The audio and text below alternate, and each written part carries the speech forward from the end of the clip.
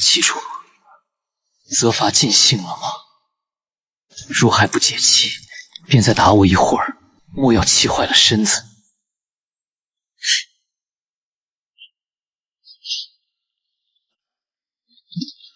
我操，这是哪儿？我不是在家看小说吗？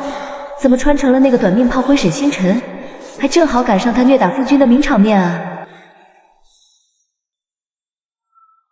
原主本是皇太女，骄纵残暴，尤其痛恨身为圣人的夫君们，尤以叶群渊为甚。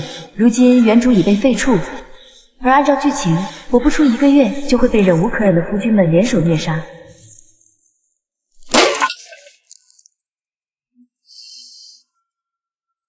旗主息怒，全渊他并非有意惹您不快，求您别再打他了。是啊，七主，若是我们哪里做的不好，您尽管责罚我们，万万不可将全渊卖掉啊！旗主若是仍不解气，便割我的肉泄愤。只要您留下全渊，我们兄弟几个任凭旗主差遣，哪怕一起服侍您都行。等等，这反应是原主的体质在作祟，他就是离了男人就活不了的魅魔。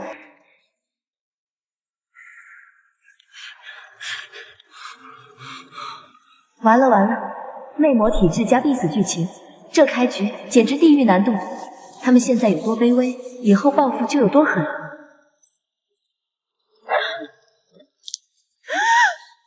谢主，这是我的一点心意，望您消气。太可怕了，他们眼里的恨藏都藏不住，我根本逃不掉。要不死了算了，至少不用受后续的折磨。对了，小说里的设定，夫君受魅魔契约约束，必须终身护我，不得背叛，这就是我的保命符。契约印记让沈星辰抓住求生希望，彻底打消了轻生念头。不行，与其坐以待毙，不如利用契约和剧情先知搏一把。魅魔体质又怎样？这些夫君再恨我，也受契约束缚，我未必不能逆转结局。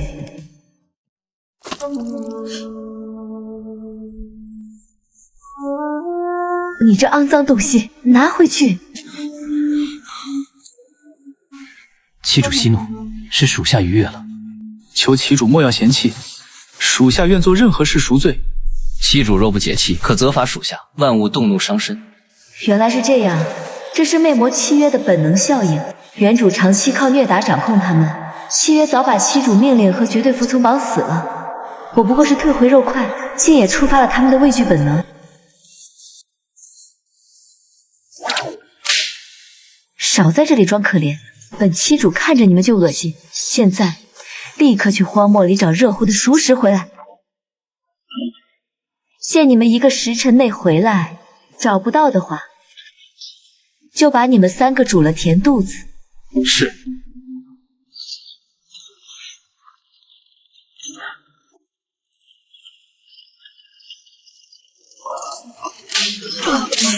沈星辰，你这些兽人夫君倒是耐打，可惜啊，都是些没了靠山的废物。废物就该有废物的样子。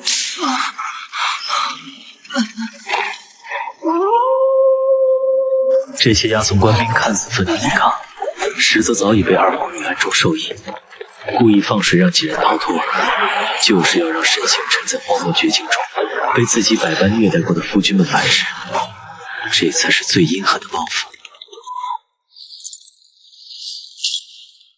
这荒漠寸草不生，连活物都少见，哪里有什么热乎熟食？他根本就是在故意刁难我们。我们是朝廷重犯，家族早已与我们划清界限，如今手筋脚筋被挑断，连自保都难，活着不过是苟延残喘罢了。与其被他折磨致死，不如拼一把，搏一条活路。二皇女是公认的最强魅魔，且素来心地善良。若我们杀了水星辰，带着他的人头去投靠二皇女，说不定能有条活路。杀了他，我能报仇。可离了魅魔的生命力进化，我和曲思雨、冷艳迟早会枯竭而死。不杀他，只会继续被折磨。只有杀了他，我们才有机会活下去。不好，他们竟然想杀了我，投靠二皇女，还好我过来看看，不然死都不知道怎么死的。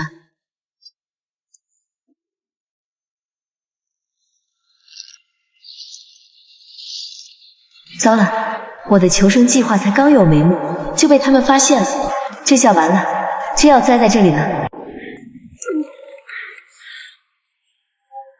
反了你们不成？本期主的话也敢违抗？方才的指令作废了吗？立刻滚去荒漠找食物！若是再敢有半句废话，或是空手而归，就把你们3个卖到边境南风馆，让你们永世不得翻身。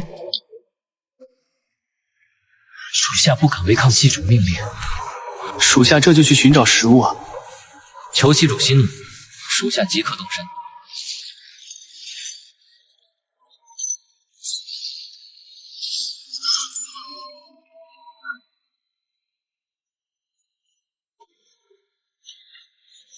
该死！前世当兽医久了，见着伤病者要倒下的本能反应，竟压过了戒备。在冷烟与楚思玉看来，沈星辰单独留下叶全渊，定然是又要变着法子对他进行特殊折腾，索性眼不见为净，尽快逃离这令人窒息的场景。又要单独折磨我了，是虐打，还是……不管是什么，都只能守着。不能让他看出异样，得维持住原主的样子，先稳住他再说。瘫在这里做什么？还不快起来坐好！原主的记忆里，他本是狼族寄予厚望的少主，就因为和原主的白月光容貌有几分相似，变成了他宣泄怨气的工具。流放路上，原主更是变本加厉，殴打从1天2次变成随心所欲，全然不顾他的死活。祭主，别动不动就下跪，砂石都磨破了膝盖，谁来给我做事？我隐忍多年，并非单纯畏惧他的虐待。作为狼族少主，我肩负着延续族群的重任，与他的魅魔契约更是绑定了彼此性命。魅魔死，则兽人亡，我必须等到族中预言的神女出现。在此之前，沈星辰绝不能死。管不了那么多了，哪怕稍微违背原主人设，也得先给他处理伤口。可没有药，这伤根本没法弄，怎么办？我的诊所竟然跟着我一起穿书了！糟了，忘了小说里的设定，魅魔每隔1个时辰必须与男子发生亲密关系才能维持正常状态，此刻正是我的需求时刻。魅魔本能正吞噬沈星辰的理智，他需依靠兽人阳气续命，才能熬过此刻的反噬。该死！睡他保命的念头越来越强烈，可这是我前世的底线，绝不能变成原主那样残暴荒淫的人。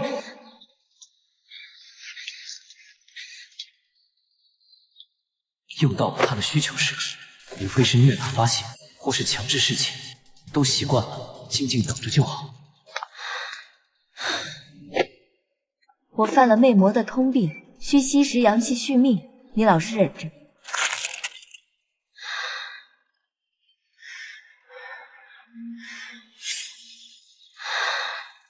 怎么会是这样？按魅魔习性，发情时唯有双修才能获取最佳效果。他为何选择这种方式？这完全违背了常识，不是他的风格。往日沈星辰残暴贪婪，对叶全渊只有无尽折磨，这般点到即止、不缠不虐的举动，让他对沈星辰的认知首次出现裂痕。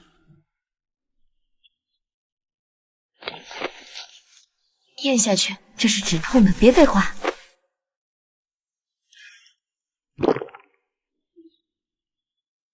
闭眼，敢偷看，我就撕了你的狼耳。阿弥陀佛，这是我穿书后第一次主动救人，既是为了利用契约稳住他，保全自己，也是兽医的本能，让我实在无法见死不救。祭主，你在救我，为何？叶玄渊始终认定沈星辰恨他入骨，早已做好魅魔身死、兽人覆灭的准备。这场突如其来的胃药屠膏颠覆了他的固有认知，连之前和冷艳他们约定的杀沈投诚的念头也悄然发生了动摇。少自作多情，你要是死了，谁给我做事？好好躺着养伤，明天还要指望你找水找食物，听到了没？一丝微弱的信任种子，在这场反常又微妙的相处中悄然萌芽。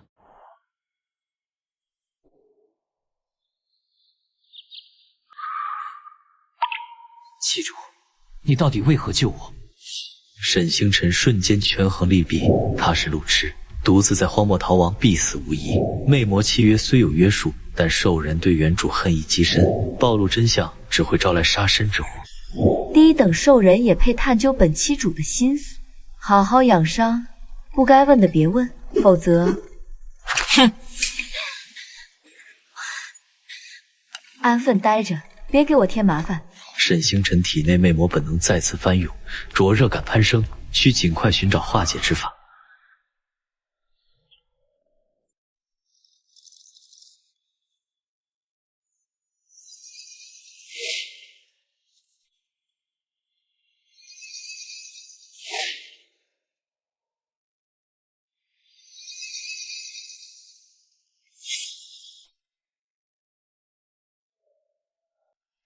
沈星辰摸清了金手指规则，紧跟随穿越的兽医诊所医疗资源可调用。他同时想起自己的专业功底，不仅能医治家畜，兽人本质也是兽类形态，他的兽医知识完全能应对他们的伤势。回到诊所，回到诊所。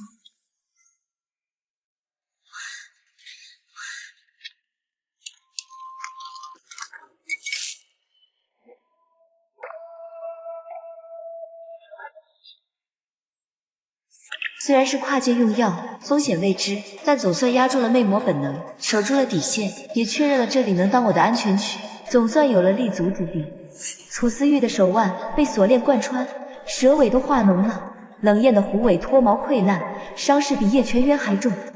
他们现在恨我，可若伤势恶化被女主救下，只会把账都算在我头上，加倍报复。不能等，为了自保，为了扭转必死的结局，我必须主动出手，治好他们所有人。检测到宿主成功激活金手指并初步运用，系统花花上线啦！完成主线任务即可回归现代哦。哎呀，检测到宿主属于违规穿书，需回场接受惩罚。紧急撤离中，附赠生存指南1本，祝宿主好运呀！原来如此，女主能收服这些兽人，核心就是在他们最落魄时伸出援手。若我抢先一步救治，断了女主的机会，他们就无法成为女主的百夫团，原主被削成人棍的结局也能从根源上规避。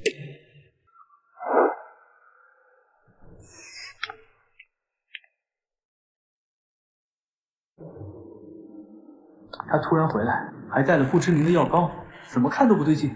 沈星辰向来是我们尾草界，怎么可能好心救我们？说不定是毒药，想让我们死得无声无息，要么就是想把我们养得好些，卖个更高的价钱，或是改善口感，省得虐打时没那么耐走。都被他们怀疑上了，得赶紧想个理由，原药膏的来历才行，可不能露馅。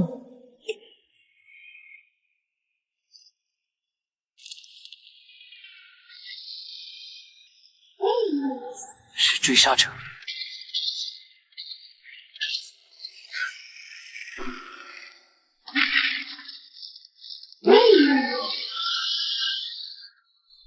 我带他突围，冷夜你断后，全员自行照料。明日正午，在100公里外的黑岩坡集合。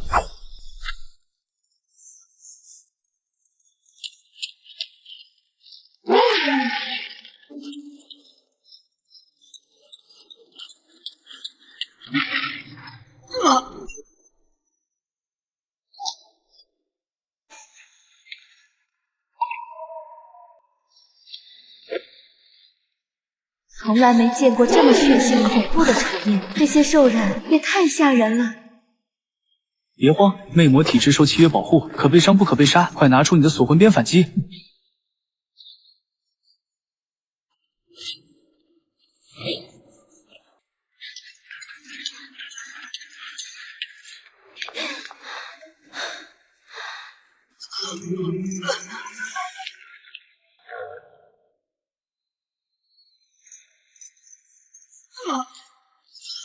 我没什么战力，还被他们质疑。可要是现在抛下他，之前的救治计划就前功尽弃了。想扭转他们的看法，更是难上加难。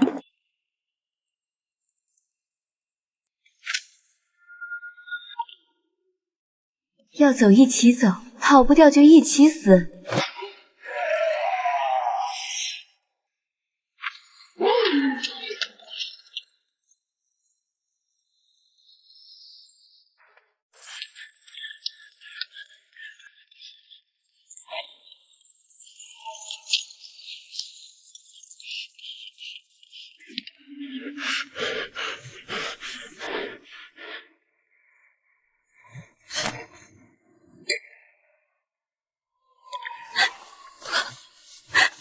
你的伤流了好多血，再不止血就麻烦了。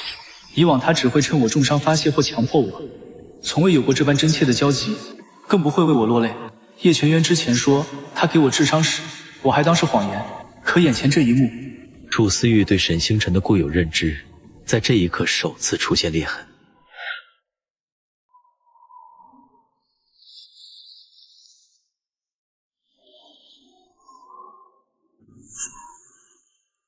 脱衣服，我给你处理伤口。又是这样，趁着绝境，想对我做不堪之事。就算葬身黄沙，我也绝不再受这份屈辱。过往惨痛经历让楚思玉产生负面联想，下意识认定沈星辰要借机羞辱他。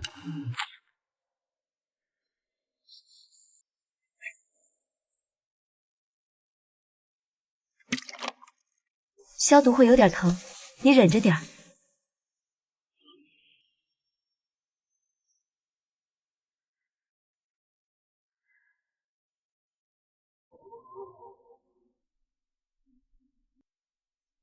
这药膏是特制的，刚开始会有点刺痛，之后就能快速止血愈合，你别担心。他的语气、动作和以往骄纵残暴的沈星辰判若两人，这份专业的救治姿态，绝不是那个草包废物能有的。难道他被夺舍了？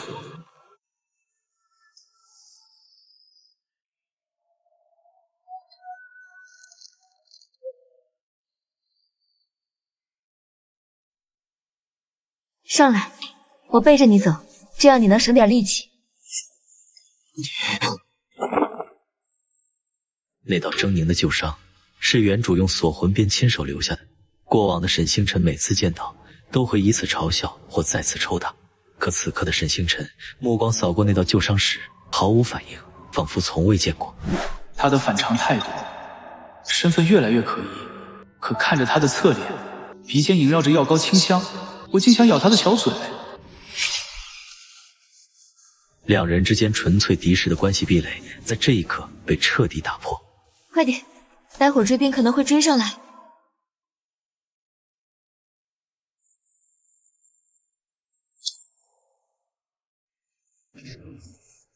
记住，再这样下去，我们都会渴死饿死在荒漠里。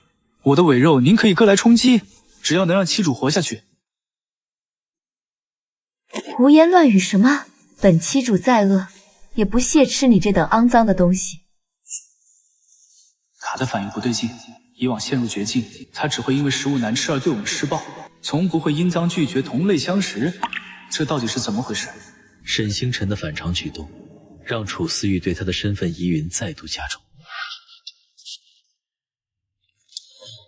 对了，原著真相里，楚思玉身上的玄铁锁链根本不是流放时官兵所加，而是女主沈天薇暗中指使的，目的就是为了后续亲手解链来拉拢楚思玉。我若抢先一步，就能断了女主的机会。就从手腕开始，只要控制好剂量，就能抚顺锁链，还不会伤到你。闭眼，不许偷看，不然我就把你的蛇尾彻底割下来。楚思玉猜不透沈星辰的意图，连日来的反常让他无法全然警惕，再加上契约的压制，竟不自觉将信任交付出去，缓缓闭上了眼。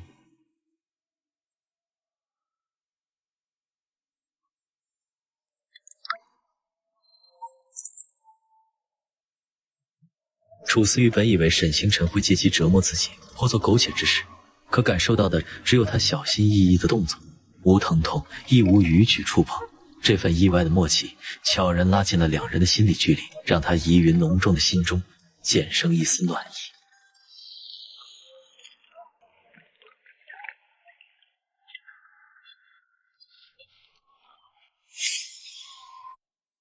哼，七主果然无时无刻不在想着做这种事，哪怕在这荒漠绝境里，也改不了放荡本性。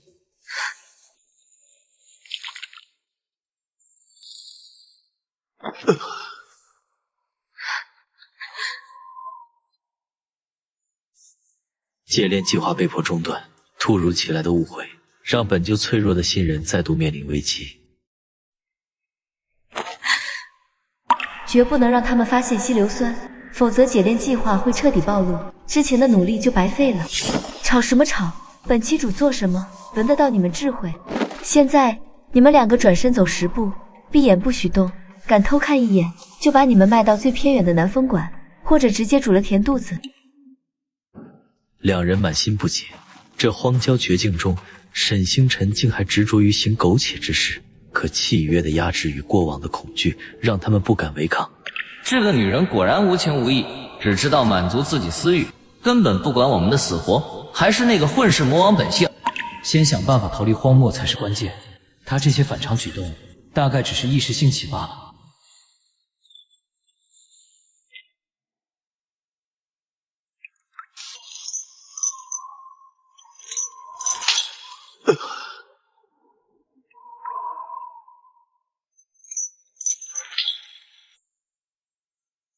楚思玉从最初以为要被轻薄的羞耻，到感受铁链逐渐脱落的轻松，内心受到巨大冲击，认知不断被颠覆。这是他被流放以来第一次有人真正为他解除禁锢，而非施暴或利用。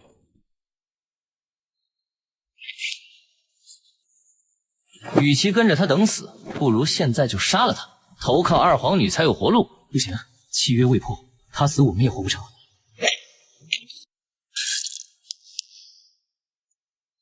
他怎么样了？还能怎么样？没救了，我也快撑不住了。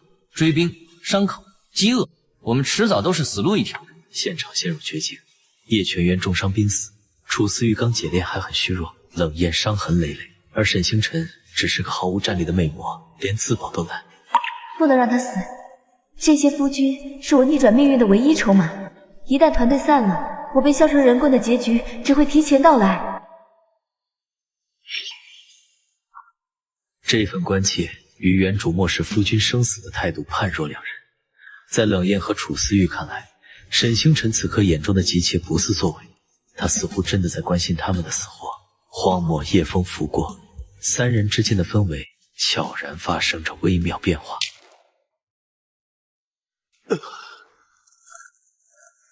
伤势比想象中重太多，必须立刻带他进诊所救治，晚了就来不及了。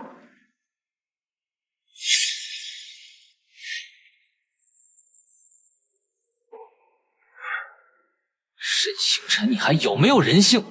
全员都快死了，你居然还想着趁人之危行苟且之事，心若顽石，只知贪恋欢爱，你根本不配做妻主。我是魅魔，本就被世人视作无情人。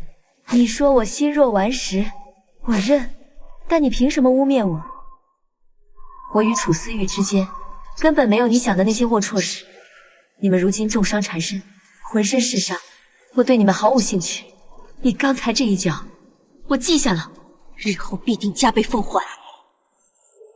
现在不是吵架的时候，叶全渊撑不了多久，必须立刻救治。不想一起死在这里，就闭嘴。楚思玉站起来，让他看清楚。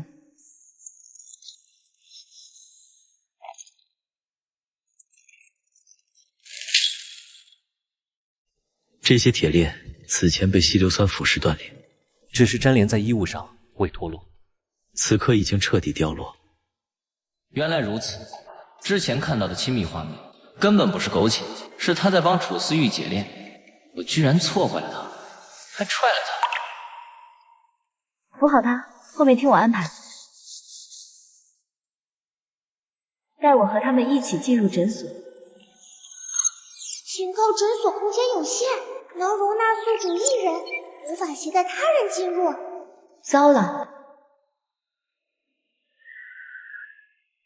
龙卷风正在快速形成，危机步步紧逼，众人陷入两难绝境，留下恐被龙卷风吞噬，想逃却带不走濒死的叶泉渊，生存的希望再次变得渺茫。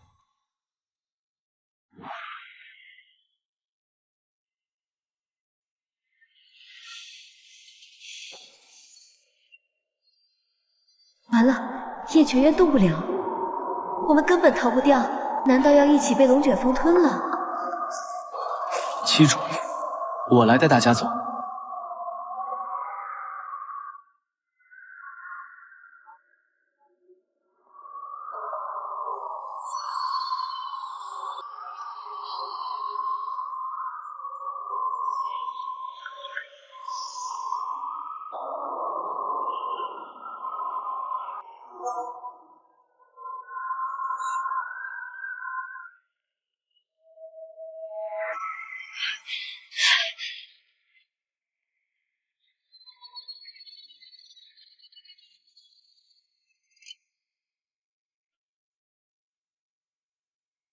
胸骨断裂，气息都快断了，必须立刻进行开膛手术。可诊所空间绝不能暴露，只能想办法先让楚思玉和冷艳暂时沉睡，把这药吃了，好好睡一觉。又是毒药，以前他就用各种破药折磨我们，现在想趁我们虚弱下手，没门儿。你又想耍什么花招？这根本就是毒药。我相信旗主不会害我们，他竟然能帮我解开锁链，就不会在这种时候动手。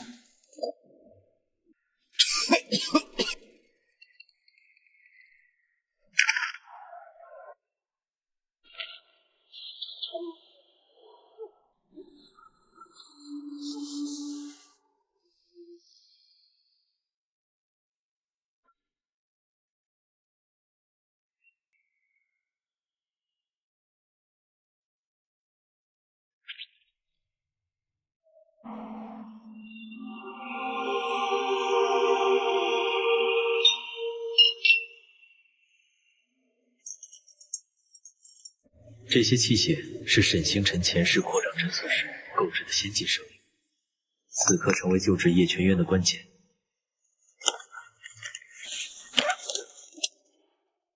我虽有丰富的兽医手术经验，可从没给半人半兽的兽人做过开膛手术，万一出错就全完了。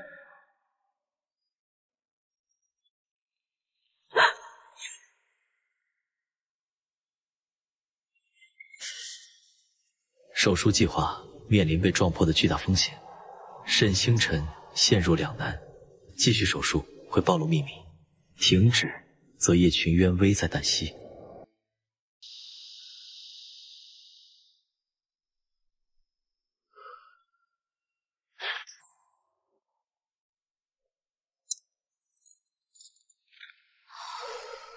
还好赶上了，要是喊出来就糟糕了。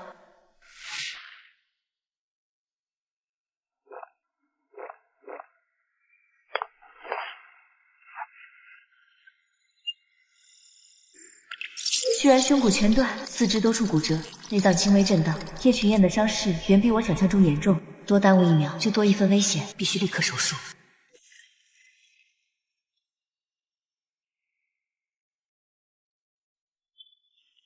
没办法，衣服只能先除掉。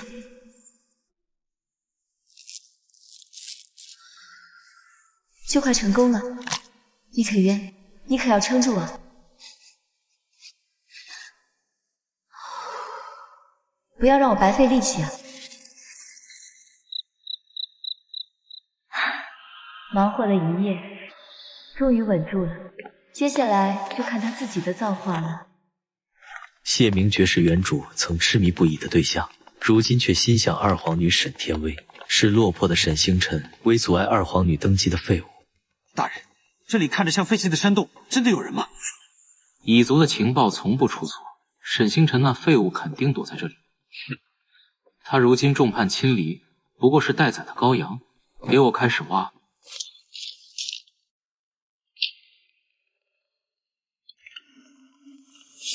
居然和那个霸凌我的渣男长这么像，旧仇加心恨。这笔账正好一起算。沈星辰，没想到你也有今天。念在你曾对我一片痴心，只要你亲手解决了这几个兽人夫君，我可以给你留个全尸，也算不负你往日的痴迷我了。痴迷你，谢明觉，你也配？沈星辰的反常举动彻底打破所有人对他的固有认知，洞穴内气氛瞬间剑拔弩张，冲突一触即发。沈星辰，你疯了！我再给你一次机会，立刻给我道歉，否则我就彻底断绝与你的所有往来。谢明觉仍抱着固有认知，笃定沈星辰会为挽回他而卑微妥协，全然没意识到对方早已脱胎换骨。断绝往来，谢明觉，你也太把自己当回事了。你不过是个被大梦国抛弃的质子，顶着一张平庸丑陋的脸，也敢让本期主痴心相待。我从前真是眼珠心盲，才会看上你这种货色。看看我身边的3位夫君，容貌、能力，哪一点不比你强1000倍万倍？他竟当众撕碎对谢明觉的痴恋人生，还是主动承认我们是他的夫君，这转变实在太惊人。贱人，我杀了你！沈星辰借着浓雾掩护，争取逃亡的时间。我们快走，烟雾破不了多长时间。沈星辰果断利落的举动，彻底打破了只会依赖夫君的废物形象。快，楚思玉，画蛇吐韵。明白。冷焰，叶全员上蛇背，动作快！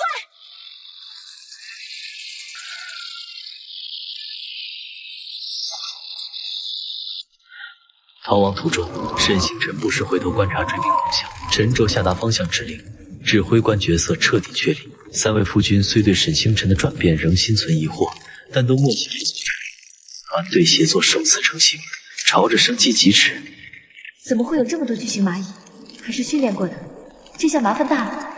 巨型蚂蚁群步步紧逼，团队再次陷入生死危机。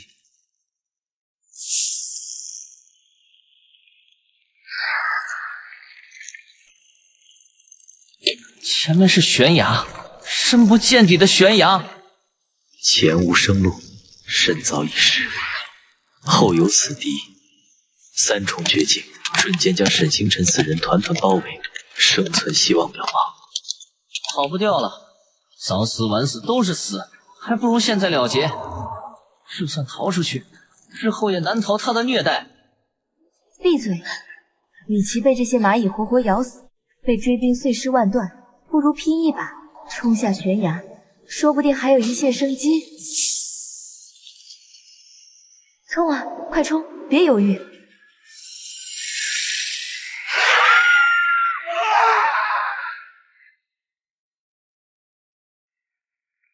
大人，万万不可！这悬崖底下是死人谷，掉下去的人从来没有生还的可能。大人，二皇女的命令只是让沈星辰死，如今他已经坠崖，必死无疑。大人何必以身犯险？没错，我何必为了一个将死之人赔上自己？待二皇女登基称帝，便封我为皇贵夫，执掌后宫大权，尊享无尽荣华。沈星辰已死，我只需回去复命，便能坐等荣华富贵。哼，算他运气好。走，撤兵，随我回帝都复命。所有人都认定沈星辰已葬身悬崖谷底，无人知晓深渊之下另有生机，命运的齿轮正悄然转向。小娘子，你可算醒了。你昏迷了1天1夜，可把老婆子吓坏了。这是哪里？我难道又穿书了？楚思玉他们3个怎么样了？小娘子小心，俗话说伤筋动骨100天。谢谢您救了我。请问你有没有见过和我一起的3个人？他们一个是狼人，一个有蛇尾，还有一个生着狐尾。小娘子说的是你那些男人啊。嗨，男人啊，不就是个供人使唤睡觉的工具，没了再找就是，犯不着这般惦记。我劝你不如把它们卖了换钱。山下的验花馆专门收这个，均买的能卖10两银子，就算是重伤的也能换2两，够你快活好一阵子了。卖了？他们是活生生的人，怎么能说卖就卖？老夫人言语间导致的男尊女卑观念，以及将人口买卖视作稀松平常的态度，让沈星辰难以接受。尤其那诡异的笑声与贪婪的眼神，更让他心头发毛。小娘子年纪轻轻，倒挺迂腐。男人嘛，生来就是给女人使唤换钱的物件，有什么不能卖的啊？不说了，我还得赶去卖自家男人呢，去晚了好价钱就没了。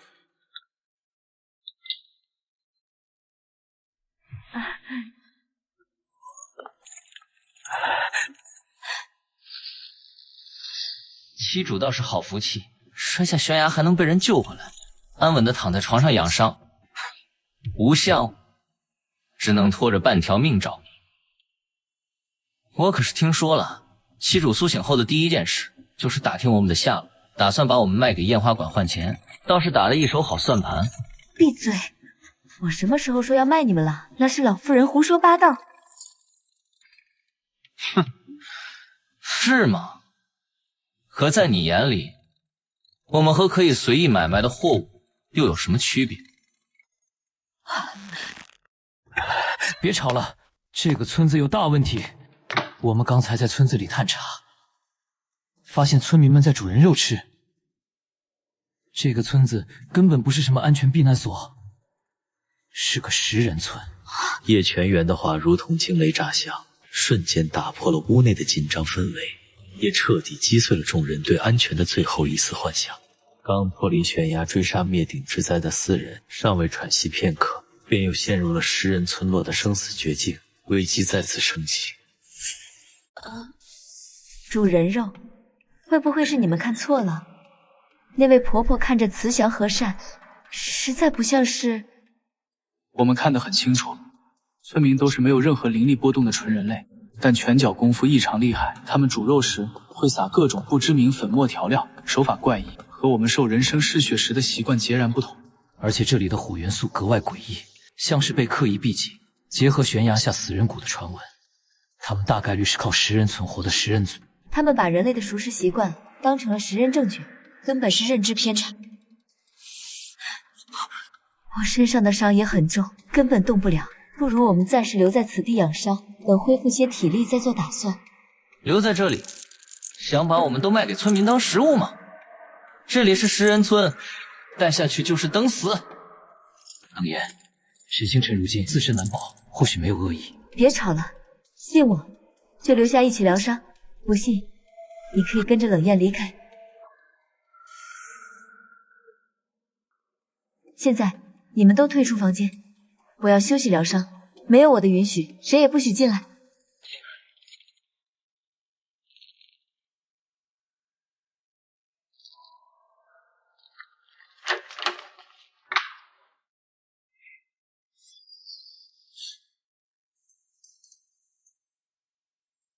兽人习惯生食，把人类的熟食当成怪异行为，这根本是物种习性导致的认知偏差。他们或许还对我抱有敌意，但血液契约命运与共的特性，注定了他们不会真的抛下我独自逃生。必须尽快赢得夫君们的完全信任，只有我们同心协力，查清这个村落的谜团，才能找到离开的路。你根本不该信他，哼！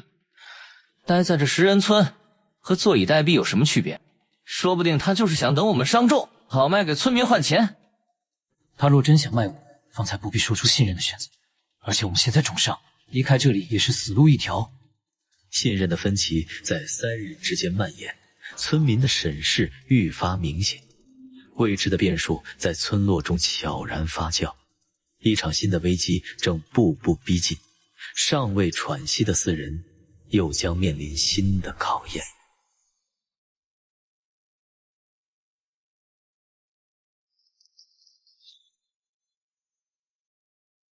这3个看着倒是有几分姿色，就是病恹恹的，没什么精神。瞧这个闷葫芦似的，买回去怕是也没什么趣味。各位爷可别嫌弃，他们看着老实木讷，实则骨子里不安分着呢。昨天还惹得我们家小娘子动了情，实在是不成体统。这样的男人没回去好好调教一番，保管温顺听话。爷，价格好商量。这3个虽说重伤在身，但底子摆在这儿，那模样周正的定能卖个好价钱。就算是最虚弱的那个，也能换几两银子。多谢各位厚爱，但不必了。我们的妻主对我们情深意重，若是失去我们，她定会心痛欲绝。心痛欲绝？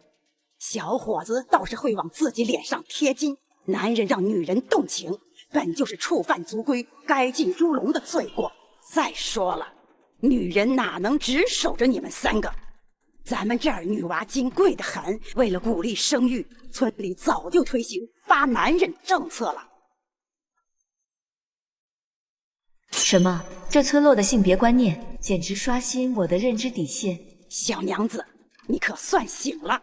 这些爷是山下艳华管的，瞧上你这3个夫君了，想花钱买回去。你放心，他们给的价钱绝对公道。再说了，咱们村发男人的政策多好啊！你把他们卖了，正好能去族长那儿领新的，还能换一套宽敞的好房子住。你现在住的这屋，以前可是埋死人的，晦气的很。哼！住手！都给我停下！在咱们村生女人可是要被判死刑的，你们不要命了？原来这村落的核心规则便是女人地位至高无上，想打他们的主意，先弄死我。我的夫君绝不可能用来买卖。罢了罢了，既然小娘子不同意，我们就不勉强了。接下来我们怎么办？先在这休息，安心养好伤势，等大家力气恢复些，我们去凑凑热闹。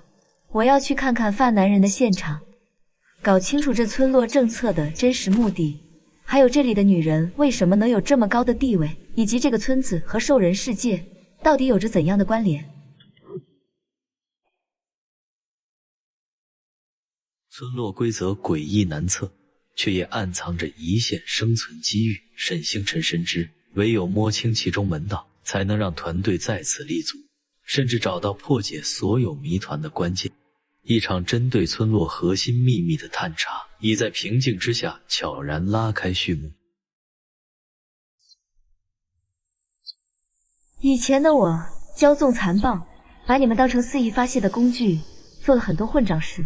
你们心里的怨恨，我完全理解，也绝不辩解。现在我们被困在这个诡异的食人村，外面危机四伏，单打独斗根本活不下去。我想和你们合作，一起对抗外敌，争取活下去的生机。只要能活着离开这里，日后你们想怎么处置我都可以，就算是解除血液契约，我也毫无怨言。妻主以前曾怒言要把我剁碎了喂狗，如今却屡次舍身救我，前后反差之大，你让我们怎么全然相信你？一路生死相依，数次共度难关，慢慢发现你们并非像我以前认为的那样不堪，你们都是重情重义的好人。我想放下过往，认真对待你们，好好爱你们，呵护你们。我承认我害怕死亡，现在的我需要依靠你们才能存活，但我承诺只要度过这次危机，我一定解除契约，绝不纠缠。我愿意相信妻主这一次。事到如今，合作是唯一的出路。别以为说几句好听的就能骗过我们，若你敢说谎，我照样能轻松收拾你。兽人嫁给人族本就难有好待遇，如今沈星辰不再虐打我们，还屡次舍命相救，这份转变足以让我们一试。既然达成共识，那我们就放下过往恩怨，联手共度难关。我们先去查清这个村子的秘密，找到离开的办法。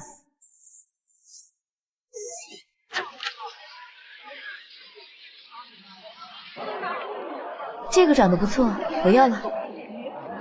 这个身材好，我也要了。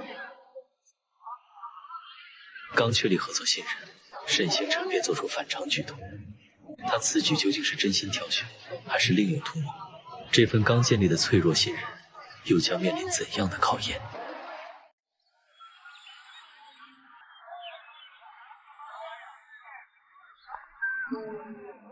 哎，小娘子，等等，老婆子可有好消息要告诉你。村长说了，只要你一次性选购10个男人，就赏赐你村委的宽敞大宅子。那房子又干净又气派，可比你现在住的破屋强100倍。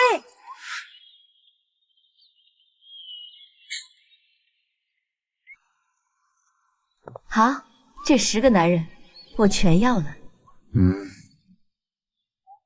哈哈哈。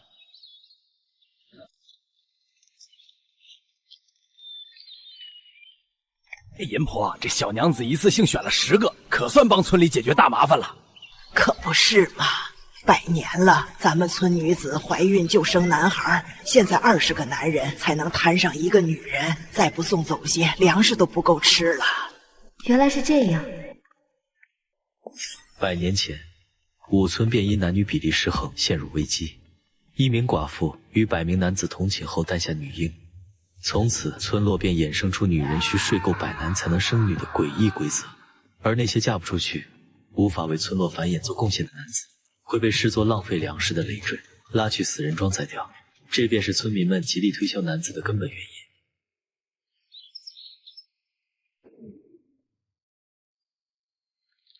小娘子果然爽快，这小楼从今日起就赏赐给你了。村委人少，平日里闹出多大动静都没人管，你只管安心住着。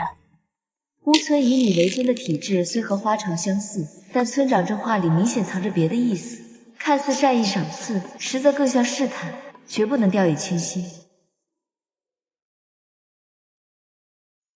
从现在起，你们分工做事，3人做饭，2人烧火，剩下的打扫院子。记住，没有我的召唤，谁也不准踏上2楼半步。遵命，西主。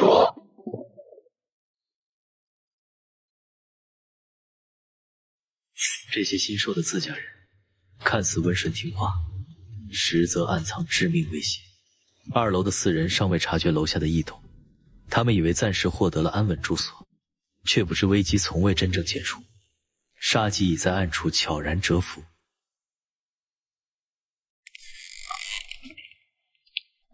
怎么样？外面探查的如何？能找到逃生的路吗？村落只有一条通往外界的路，被10几个凶神恶煞的村民全天候把守。我们现在重伤未愈，又不清楚村落的全部底细，短时间内根本无法逃出去。而且这村子有个诡异规则，掉落致死的女子必须与白眉男子同寝并生下女婴，才能获准离开。说起来，你的眉毛身份倒是挺适合这里的。都什么时候了，还说这种废话？现在是该调侃的时候吗？能不能分清轻重？我刚才观察过，村里的女子极少，大多是老妇，青壮年男子虽多，但全村人力加起来未必是我们的对手。当下最稳妥的就是暂留此地休整，等养精蓄锐后再做打算。谁知道你是不是故意想留在这里，和那些男人寻欢作乐？冷艳，说话注意分寸，七主是在为团队谋划，绝非你想的那般不堪。你凭什么用这种居高临下的语气跟我说话？够了，现在不是内讧的时候。这村落地处3不管地带，村里的男子个个威猛有力，若能将他们收归己用，日后或许能助你夺回皇太女之位。既然如此，我决定任命楚思玉为正夫。日后若我重登皇太女之位，她便是首席夫君，负责管理所有夫君，兼任我的首席助手，代我行事。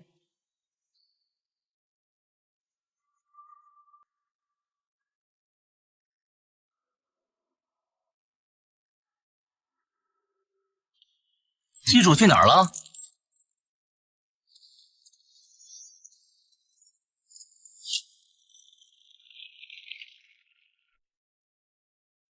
两位哥哥，机主叫你们去吃饭，快随我来。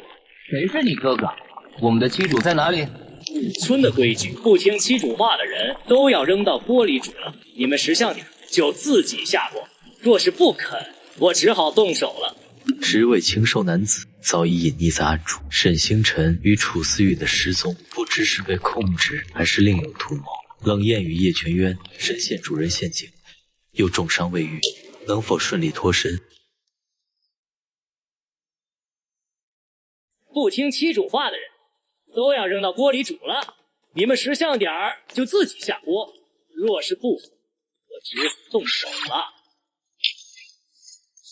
冷静点，我们重伤未愈，对方人多势众，现在动手我们讨不到好。大胆，本期主的夫君，轮得到你教训。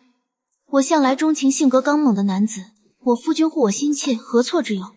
你不过是我收下的下人，也敢越俎代庖，对我的人指手画脚。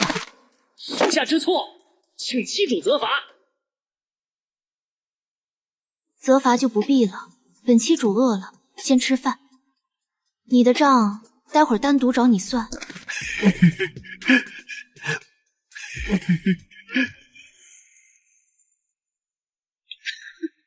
没想到啊，你还无师自通了狐狸精的勾人法术，总比某些人见人就咬，毫无温柔可言强吧。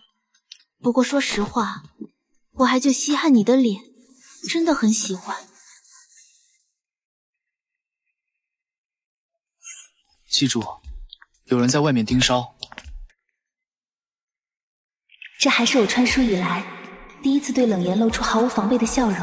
原来放下对立，他也并非那般难以靠近。两人间积攒已久的敌意大幅消解，过往的尖锐与抵触渐渐褪去。这场不经意的互动，让他们的关系迎来了关键破冰。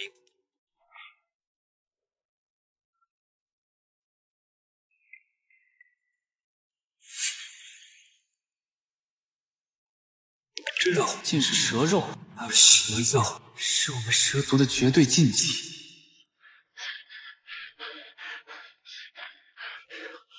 这蛇肉汤里被下了药吧？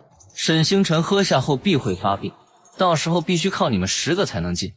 你们的目的就是想借此控制他。七主是怀疑属下的厨艺，还是嫌弃这饭菜？若是不满意，属下可以立刻向村长请示，给器主换一批更合心意的人来伺候。不吃，这些人8成会立刻反叛；吃，就会落入他们的下药陷阱，被牢牢控制。不管选哪个，都是死路一条。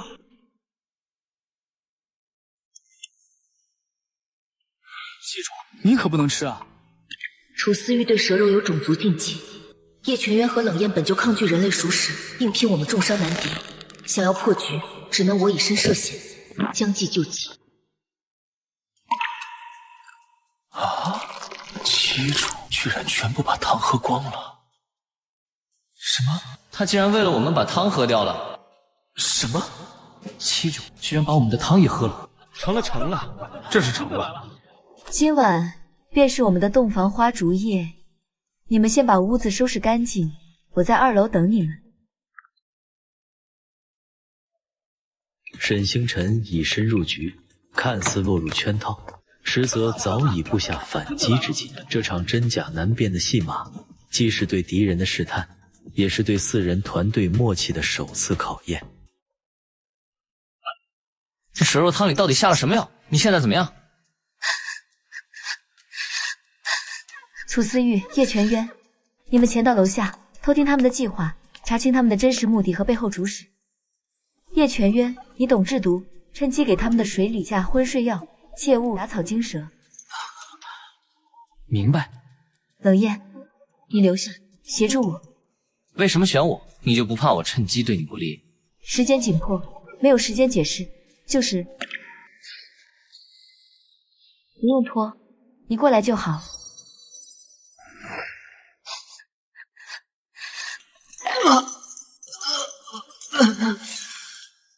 我留下你，是因为信任你。在这个诡异的村子里，我们只能彼此依靠。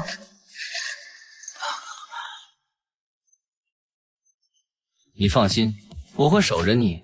死人了！死人了！所有人赶紧来院子集合！怎么回事？本周密的反击计划被这突如其来的死人变故彻底打乱，未知的死亡阴影笼罩而来。这场意外究竟是巧合，还是另一场阴谋的开端？郡主，冷艳，全村人朝小楼涌来了，快带祭主撤离。走不掉了，村口被村民堵住了，小楼四周也被村民堵住了。冷艳，你守着七主，尽快帮他解毒。我和叶全渊在外围先设法应对，拖延时间，争取机会。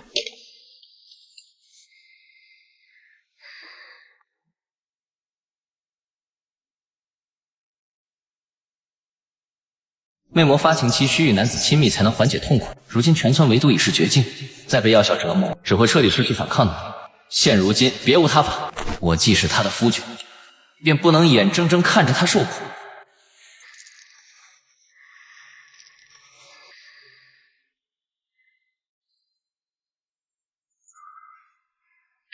输液的药水起效果了，你先出去查看情况，务必小心，切勿硬拼。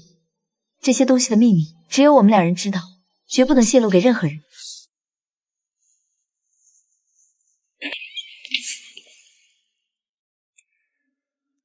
不对，武村根本不是我这个女配该遭遇的情节，这是原书女主的后宫储备地。书中记载，吴村曾遭遇特大天灾，粮食短缺到一子而食的地步。那时村落还是重男轻女，村民为了活命，竟选择食用女子充饥。天灾过后，村里的女子所剩无几，为了延续族群，才彻底颠倒性别观念，衍生出女尊男卑的怪异规则。原书女主当年路过此地，解决粮食短缺，顺势纳入后宫。原来如此，村落的核心问题从来都是粮食短缺。而我的剧情早已彻底偏离了原有的轨道。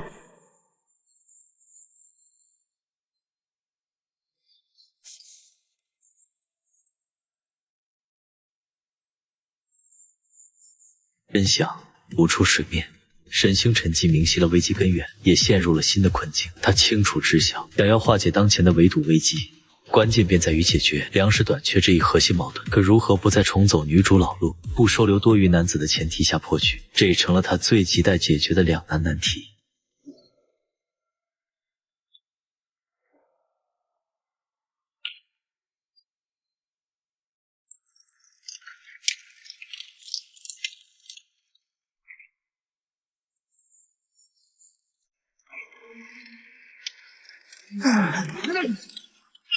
都是你这个外来女人惹的祸！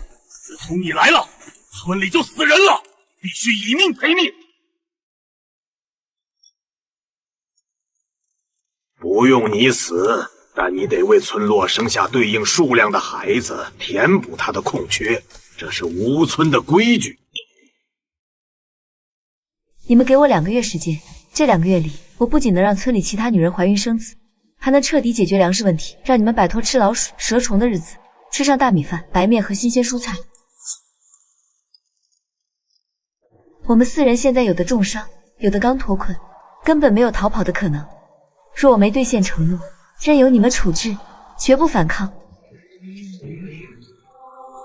大米饭我小时候吃过一次，那香甜的味道这辈子都忘不了。可村里种啥死啥，后来就再也没见过了。难道你们想让子孙后代永远吃这些肮脏的东西，就不想让他们尝尝真正的粮食是什么味道吗？我们村受诅咒多年，种啥死啥，早就对改变不抱希望了。这些年树虫也快被我们抓光了，再这样下去，迟早要回到人吃人的地步。村长，你故意让村民围堵，无非是想逼我接纳村里的男人。但我丑话说在前头，硬塞给我的我一概不接。这要是看上了，我自然会主动带。好，我信你一次。2个月后，若你没兑现承诺，就别怪我们不客气。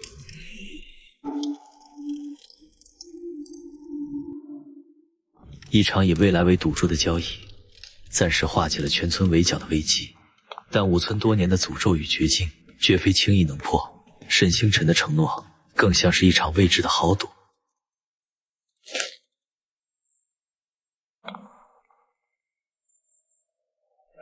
你真的让村里吃上粮食？那大米饭到底是什么东西？还有，村里女人本来就少，还大多是老人，怎么可能让每个男人都有妻主，兑现生育的承诺？放心，我有办法。再说了，长得好看的男人多几个在身边也不错，不是吗？沈星辰刻意避开具体方案，留下满脑子疑问的3人，而他口中的粮食计划与生育承诺，仍是萦绕在3人心中尚未解开的悬念。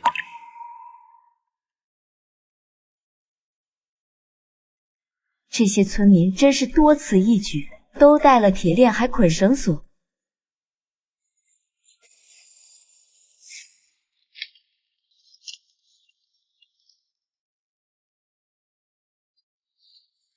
我有办法彻底解开你们的铁链。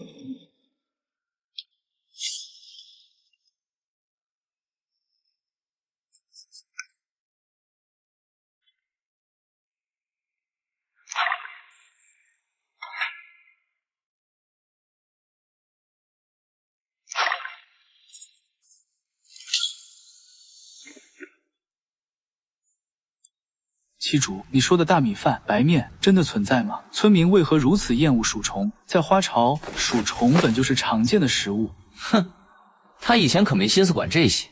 为了谢明爵，他能凌晨起身去采朝露，还派虎符队走遍全城为他寻找奇珍异宝。怎么没见他对我们这么上心过？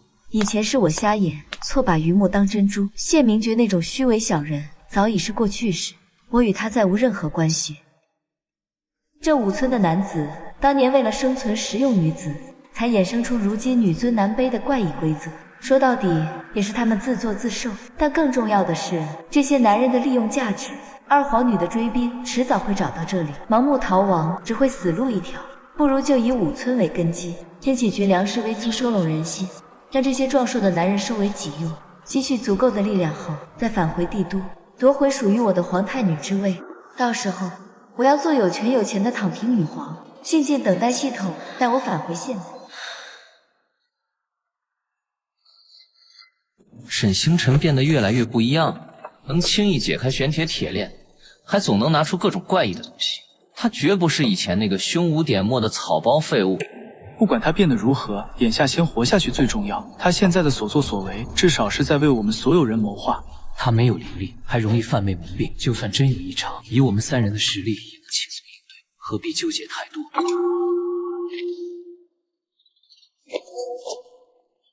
他这是睡着都会犯魅魔病了？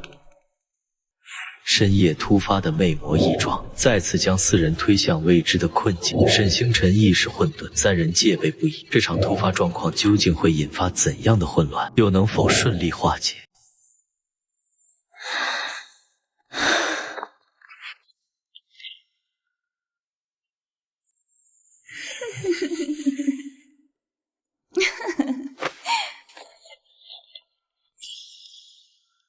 冷艳，能得七主这般青睐，可是你的福气。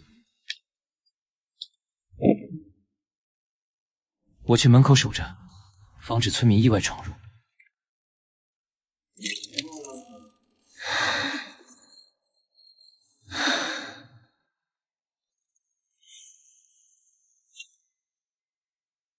这可是狐狸一族情欲难控时才会显露的本能标志。冷艳，你这是藏不住心思了。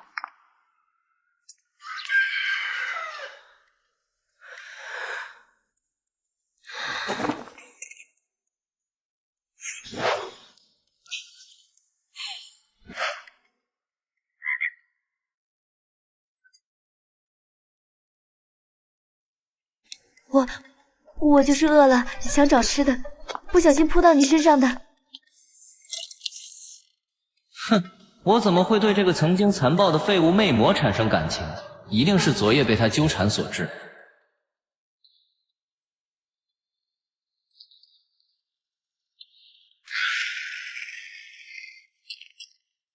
七主，快跑！这些东西太诡异了。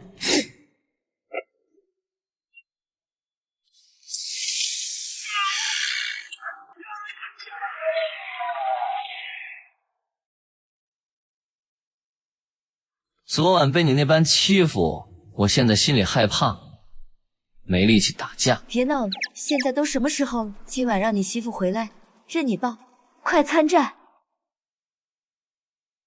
哼！外敌环伺，战友身陷险境，冷艳的抉择关乎众人生死。沈星辰孤身闯入树林，究竟是为了躲避危机，还是另有破局之法？这场突如其来的入侵，又暗藏着怎样的阴谋？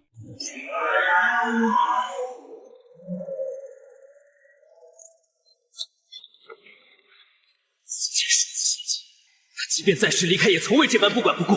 今日竟独自逃窜，我这份失控的情绪，到底是其他懦弱，还是……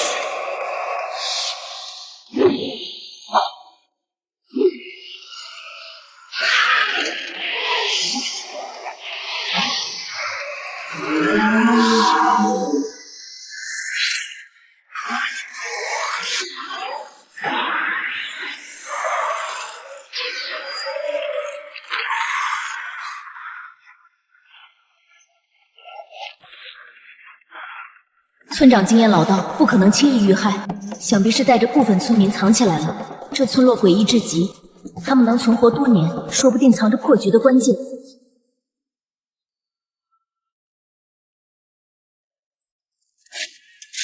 原来他们是想引海水入村，用海水淹死入侵的怪物。此次正值枯水期，海水距村落还有不短距离，底下定然藏着排水暗渠。就算挖通入口，海水也难以在短时间内淹没村落，纯属白费力气。都是你这个妖女！若不是你带来外人，怪物怎么会找上门？杀了我，怪物也不会消失，反而没人帮你们。我实话告诉你们，现在海水根本流不进村落，你们这样只是白费力气。我有办法让海水准时抵达，保大家活命。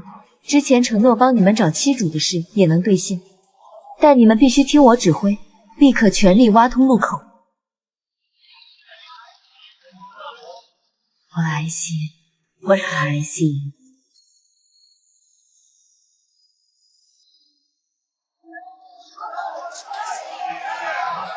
挖通路口后，立刻往山顶跑，海水会暂时困住怪物。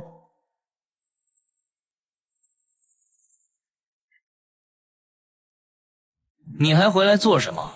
是来给我们收尸的吗？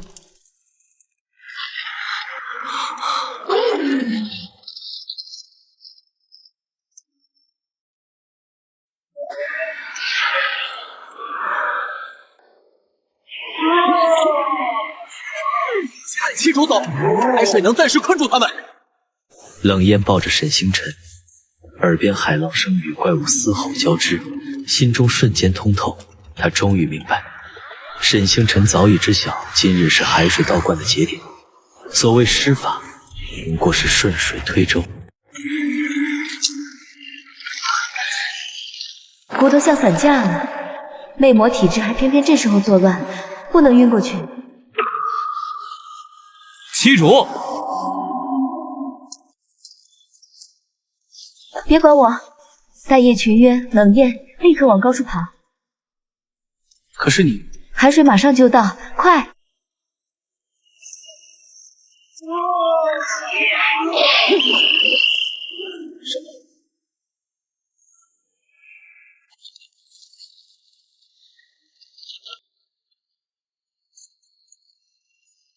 沈星辰精心谋划的海水破局之计完美落地，入侵的外敌被尽数覆灭，这场致命危机彻底解除。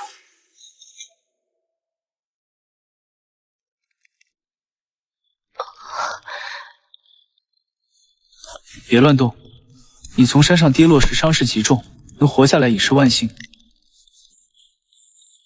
七主，是冷艳救了你，她用狐狸一族的独门医术为你疗伤，忙了整整一夜，眼下去附近山上探查情况了。没想到他看着嘴硬，倒是这般细心。这份情我记下了。疼痛感居然几乎消失了，只剩些许乏力。兽人医术也太神奇了。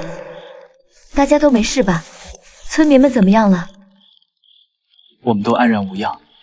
幸存的村民在不远处的空地上准备饭菜，都安置妥当。放心吧。追杀我们的怪物几乎全被海水淹没，目前没发现任何幸存者，短期内不会有危险了。哦，对了，这个给你。楚思玉，你拿这东西干什么？快拿走！七主先前不是最喜欢吃老鼠吗？你还说老鼠肉质鲜嫩，是世界上最美好的东西，怎么现在……原主这口味也太离谱了，还好我不是他。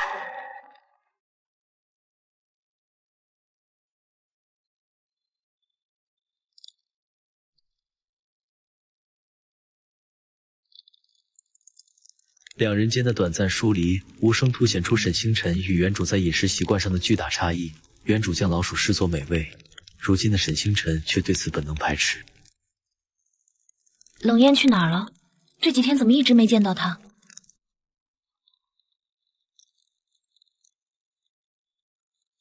他知道你因为老鼠的事没了食物，便独自外出，想为你寻觅新的食物来源。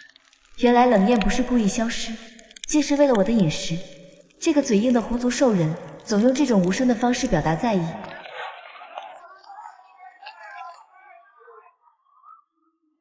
都是你这个妖女！要不是你，我们的村子怎么会变成这样？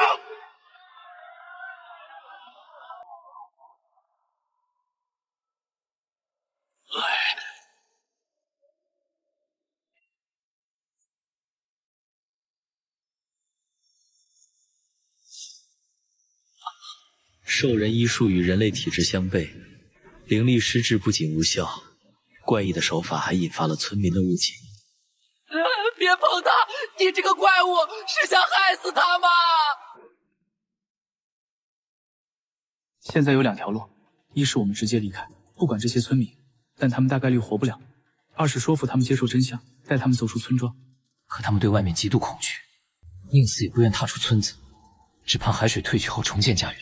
2条对策均陷入僵局，楚思玉面露难色，叶全源也沉默不语。村民的固执与偏见，让他们难以推进任何计划，局面陷入停滞。乌村村民若是能为我所用，便是争夺皇位的重要助力，绝不能轻易放弃。不能去，村民情绪激动，失了理智，会伤害你的。我们有生死契约，你若死了，我与整个狼族都将陷入绝境。我不想死。放心，他们只是普通人，你变身狼人便能轻松应对。我们不能就这么放弃。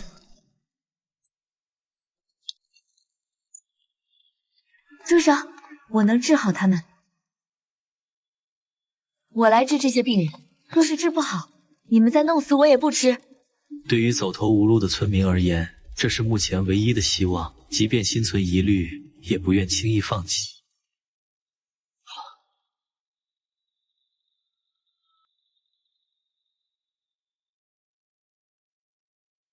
你是花朝顶尖药师，能解决兽人各类疑难杂症，为什么对人类的怪病束手无策？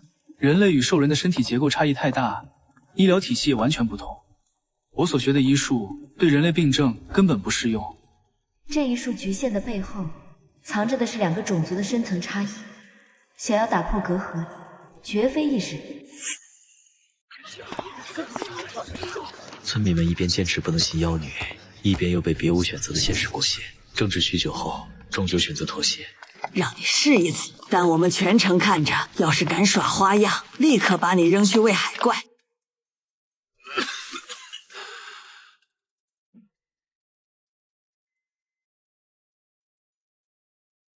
这不是什么怪病，只是普通感冒。感冒是什么？楚思瑜是花招顶尖药师，怎么会对这么简单的病症束手无策？反倒越治越重。你之前是怎么给他们治病的？用了什么药？遵循花朝传统，以老鼠为主料，加入我的独家秘方熬制老鼠汤，连续喂服3日，以往兽人患病和这个都能痊愈。原来是这样，兽人医术和人类生理根本不兼容，再加上用老鼠入药这种荒谬做法，才把病情拖重了。这个世界居然觉得老鼠万能，看来楚思雨的所谓顶尖医术，也只是用于兽人族群。去帮我找些干净的水来。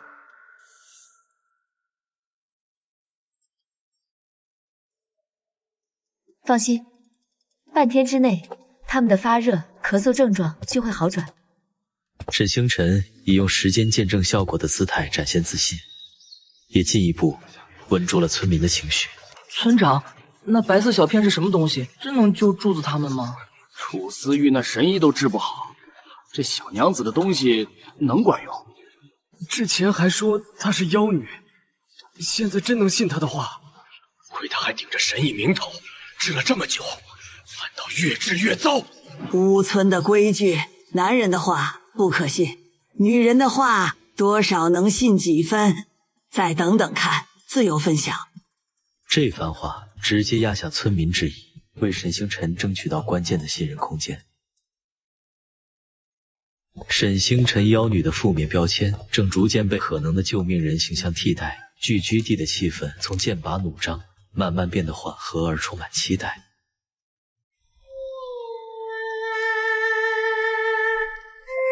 老鼠出现后，他对我的树立入根在后。在花朝，老鼠本是人人追捧的美味，为何他如今闻之欲吐？被冷落时竟会失落，这与以往被他大骂羞辱时的麻木截然不同。这种纷乱心绪，到底是什么？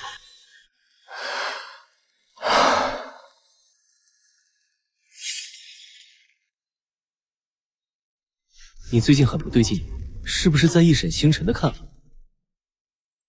没有的事，我只是在想后续的逃生计划。别自欺欺人了，你已经对沈星辰动了真情，没想到你堂堂蛇族也会栽在一个魅魔手里，这辈子怕是要沦为他的奴隶了。这个被他忽略的温柔瞬间，此刻清晰浮现，让楚思雨隐约察觉自己的动情并非毫无缘由，源于沈星辰脱胎换骨的转变。从往日的肆意打骂到如今的默默守护，这些细微变化早已在他心中埋下了情感的种子。楚思玉对妻主动情也正常，你本就是他的男人，何况我们与他有生死契约，本就只能是他的人。如今他不再打骂我们，还能想办法让大家好好活着，这就足够了。纠结那些儿女情长，不如想想怎么活下去。你难道能解除这份生死契约？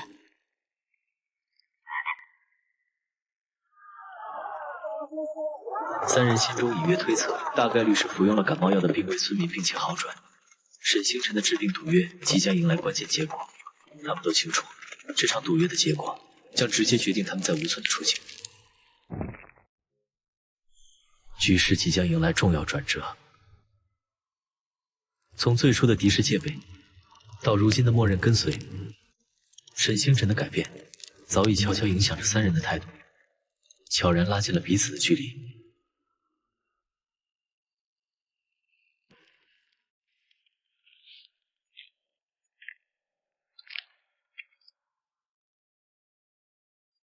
此前对沈星辰敌意十足的村民见状，纷纷围拢过来，层层叠叠将他环绕。叶全渊心头一紧，生怕村民突发恶意，身体下意识绷紧，随时准备变身狼形，护住沈星辰。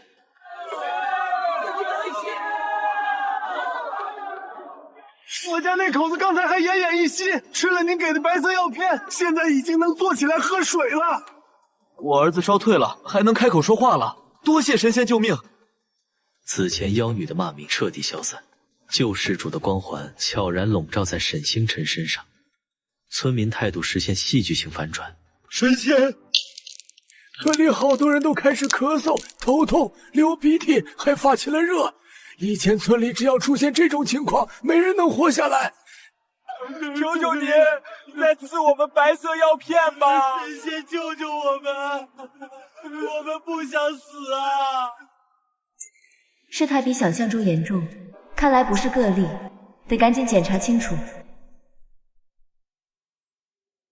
这不是普通感冒，是传染性极强的病毒性感冒。在古代这种落后的医疗条件下，很容易大规模扩散致死。普通感冒药只能暂时缓解，根治必须输液。可输液设备都在诊所空间，当着这么多村民的面拿出来，我的穿越者身份和诊所空间的秘密必然暴露。沈星辰深知冷夜三人值得信任，可村民心思难测，前一秒还对他喊打喊杀，但绝不敢冒险暴露秘密。如何在守住穿越者身份与诊所空间秘密的前提下，治好所有村民，成为眼下最棘手的难题。天无绝人之路，椰子能派上用场。只要治好所有人，他们必定对我死心塌地。治好村民，收服乌村势力，这就是我登陆皇位的第一步。传书一场，与其被动逃亡，不如主动布局。活着掌权才是硬道理。叶全烟心中沈星辰其性命的认知愈发坚定，只要有任何风吹草动，便会第一时间冲上前守护，是团队中最可靠的武力保障。治病需借天地灵气，随我下山往海边去。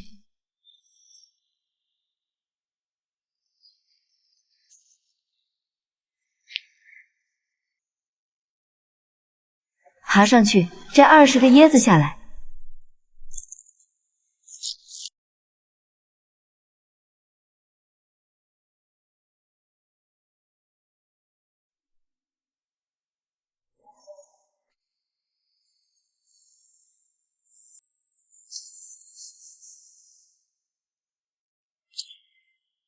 哦，只是这真有用吗？能行吗？神仙，这圆滚滚的东西真能治病？天机不可泄露，照做便是。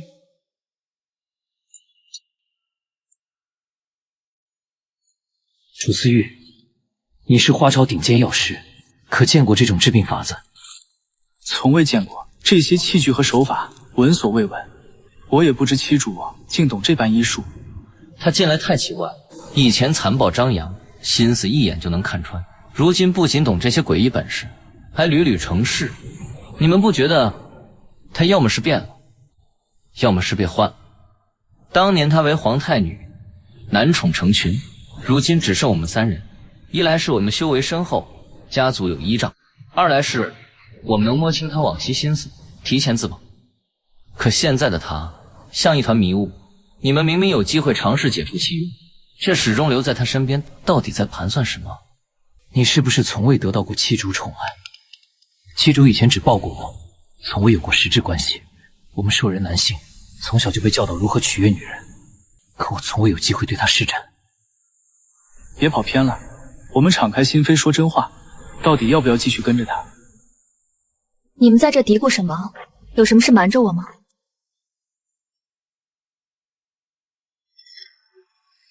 他是我在海边捡的，一直说鱼话，我听不懂，你们帮我翻译翻译。美人鱼用歌声蛊惑人心的传说，绝非空穴来风。紫星辰身边本就只有我们3人，如今多了这么一个容貌绝艳的异族，难道他又要添新的男宠？3人的猜疑被突然出现的美人鱼打断，原本就复杂的团队关系，因这个新变数更添了几分不确定性，前路愈发扑朔迷离。青丘狐狸才是天下最美的生物，这人鱼不过是能熬成鱼汤的凡物，根本不配让七主另眼相看。别乱动，再敢挣扎，我一巴掌拍死你！我是不是哪里得罪他了？这般不顾七主颜面，该好好惩戒才是。七主误会了，冷艳并非针对你。青丘与海中生物向来熟络，他是着急查看人鱼的伤势，才失了分寸。依我看，冷艳怕是因为七主身边多了个男人，吃醋。未必，这条人鱼来历不明，说不定是追杀者派来的诱饵。我们不能掉以轻心。七主时而聪慧过人，时而又单纯得很，实在难以捉摸。往后行事，我们需加倍谨慎，护他周全才是。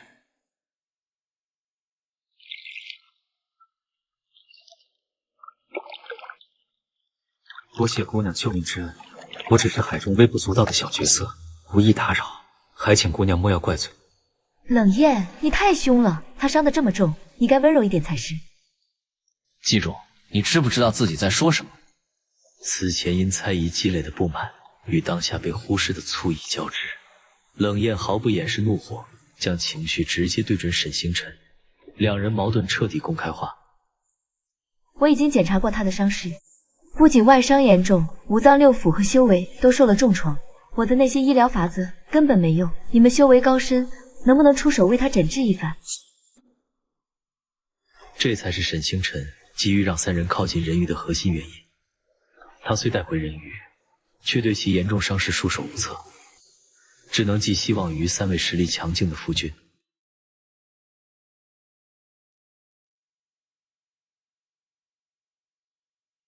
逃亡路上自身难保，你却要救半路捡来的陌生人。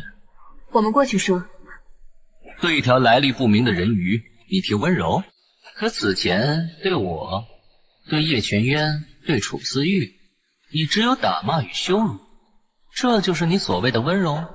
我们陪你出生入死，换来的只有冷眼和苛责。他不过是个陌生人，却能得到你特殊对待。两人心中满是疑惑。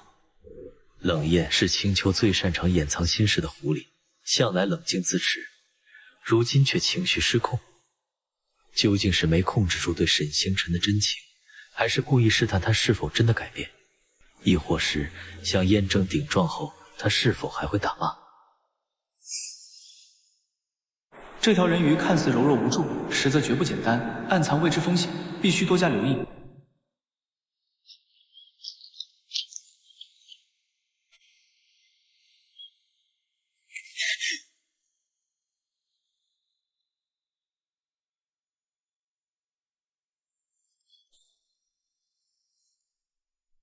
这就是我说的温柔。上次我被牛头怪物撞飞，身体明明异样，醒来却完好无损，是你出手救了我吧？这几天你躲着我，对我发脾气，是不是因为我关心人鱼，却忽略了你？我预想过他发怒惩罚，却从没想过是当众亲吻这么轻易的举动。怎么办？大脑一片空白，好想赶紧逃离。我去巡山查看追兵，楚思玉，你照看人鱼。没想到他这么纯情，有点甜。想来穿书后亲近自己喜欢的帅哥并无不妥，钱、权、男人、天下，我又为什么不能全都要呢？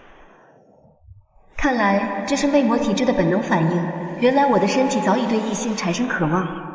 那人鱼眼神深处藏着不为人知的心思，既非羡慕，也非嫉妒，更像是一种算计与折服，为局势添了几分隐秘的凶险。叶全渊，查看村民恢复情况，确保服下丹药。楚思玉，麻烦你照看一下他，我离开一会儿，别来干涉我。药物已经产生抗体，魅魔体质的本能快压制不住了，不与异性结合就会死，必须尽快找到解决办法，只能到无人处给自己扎针缓解。体内欲望愈发凶猛，理智快被魅魔吞噬。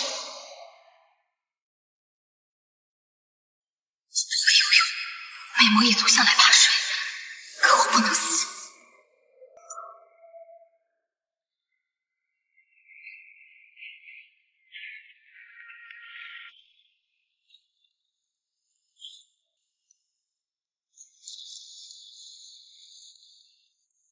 怎么西楚追奴追到海中了？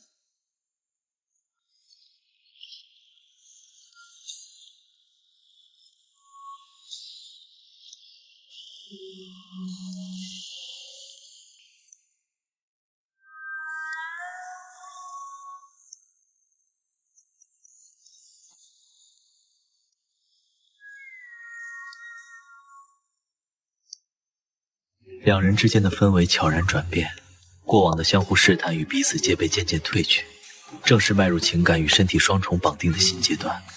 那份超脱生死契约的真情实感，在无言的沉默里愈发浓厚。沈姑娘，我们村落被洪水淹没，就算回去也难以重建，更不想再困在原地等死。只要你给我们一口饭吃，我们全村人都愿意以命相托。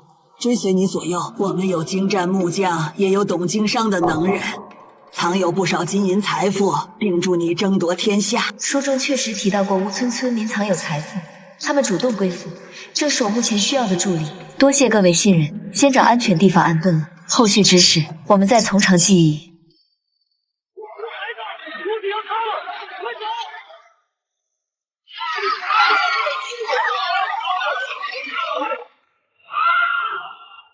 刚建立的信任与归附局面瞬间被打破，所有人都被这突如其来的变故笼罩在未知恐惧中，一场新的生存危机正悄然降临。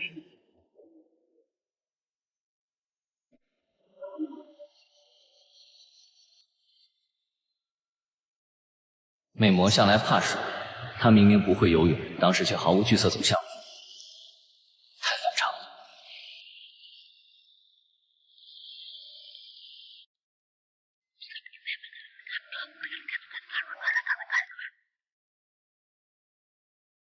我会带领大家建造一座坚固的城池，你依旧是城主。外界74岁的女子都能赚大钱，身边围绕着美男子。你正值壮年，难道不想成就一番大业，体验不一样的生活？好。们好几次，凭什么不信他？沈姑娘是我们全村的救命恩人，村长肯定和她达成了对我们有利的协议。我们的村落没了，男人没了依靠，只有依附沈姑娘才能生存下去。我不赞同，他治病用针扎人，这是对身体发肤受之父母的亵渎，更是对我们男人的羞辱。这样的人怎么值得我们依附？别吵了，先想想该怎么办。救过咱们好几次，凭什么不信他？救人是他，害人也可能是他。先听他解释再说吧。是什么？都住口！沈姑娘是我们的救命恩人，没有她，我们很多人都活不到现在。麻子，你不知感恩也就罢了，还在这里挑拨离间。若是觉得沈姑娘不妥，你可以离开。吴村容不下忘恩负义之人。根深蒂固的男从女理念束缚着麻子，再加上村长威严慑人，纵有不甘，他也没了反驳的勇气。村长的态度彻底震慑了众人，原本摇摆的心思归于一致，归附沈星辰的共识就此筑牢。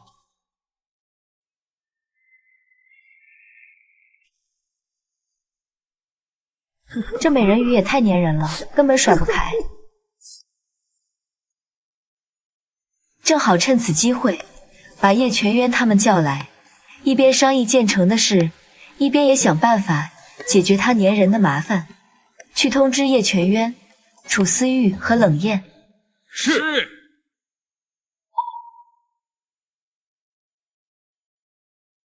等会儿开会绝不能提及老鼠，听到没有？我记住了。七主这般着急召集我们，莫不是想找人鱼的麻烦，炖一锅鲜美的鱼汤？胡说什么？他是人鱼王子，能操纵水族，是我争夺皇位的重要助力。我拉拢的是他的实力，不是他的容貌。七主向来钟爱美丽之物，如今却说看重实力，倒是让人意外。再瞎说，我就气晕你！以前沈星辰生气会打骂惩罚，如今却用亲吻表达愤怒。若惹他生气，能换来这般甜蜜惩罚，就算故意激怒他，好像也很有趣。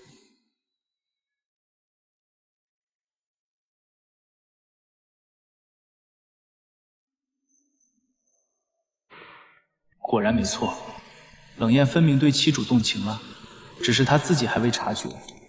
妻主特意带我们来此，想必有重要事商议，不知是关于人鱼，还是后续的打算。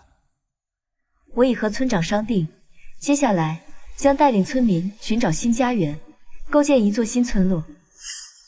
楚思玉，你不仅是花朝顶尖药师，更是百年难遇的治国人才。花朝国师的名号绝非虚传，创建新家园、安置村民的核心任务就交给你了。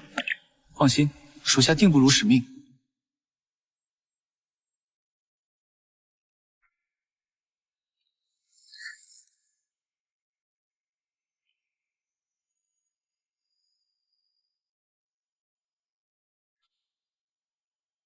妻主竟有如此构想，实在厉害。确实很不错，布局合理，兼顾了居住与生存。妻主，这是否就是你对新村落的构想？选址可有初步打算？建成需平整土地，附近唯有被淹没的乌村地势开阔，清理后便可使用。五村旧址易遭水患，非长久之计。往东8里有一处小盆地，地势平坦，水源充足，且易守难攻，才是理想之地。记住，选址之事交给我，我先去探查路况，扫清潜在危险。叶全渊是狼族少主，幼时被父母用极端方式培养，沦为原主礼物后饱受打骂，却始终未黑化，骨子里藏着绝对的忠诚与强悍。不必急于探查，你的核心任务是保护好自己的安全。谁敢伤其主分毫，须先从我身上踏过。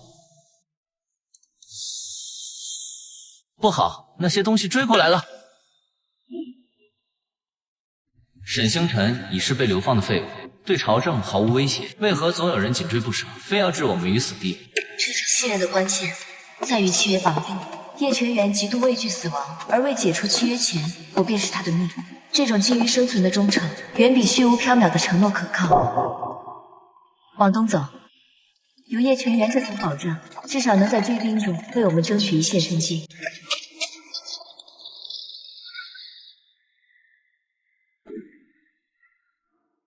星辰，你怎能如此糊涂？当年你为我舍命挡险，说过此生唯我不嫁，如今却躺在别的男人怀里，何其不洁！不过念在旧情，我可以给你一次机会。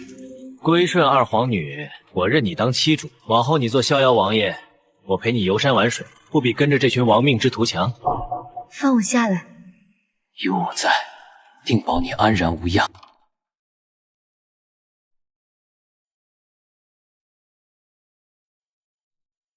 三人皆误以为沈星辰对谢明觉旧情难忘，要主动归顺。叶全渊怒火中烧，拳头紧握，冷颜脸色阴沉如赴冰霜。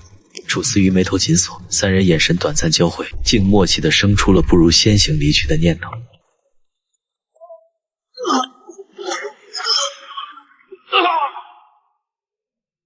忘了上次我让你滚的警告，还敢来纠缠？沈星辰，我是以二皇女的名义邀你回去，你别不识好歹！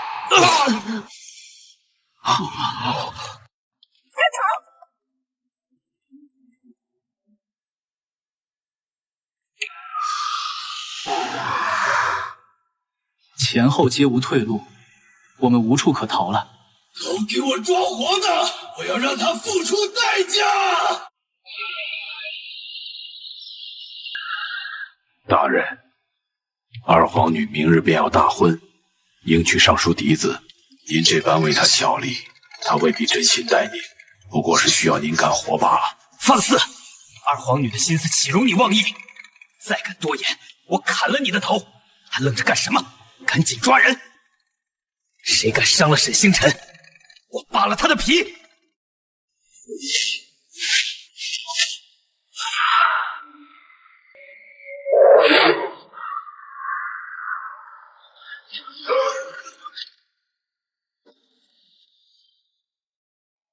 谢明觉对二皇女的盲目依附，也悄然暴露了这群追兵背后真正的主使，正是二皇女。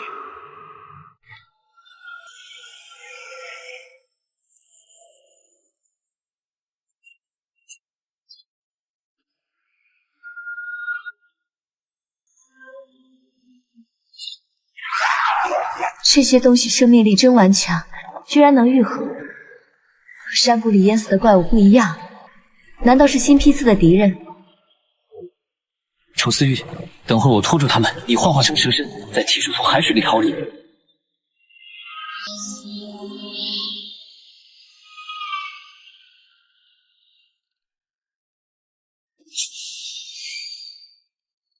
该死！狼族天生怕水，海水里我无法完整幻化。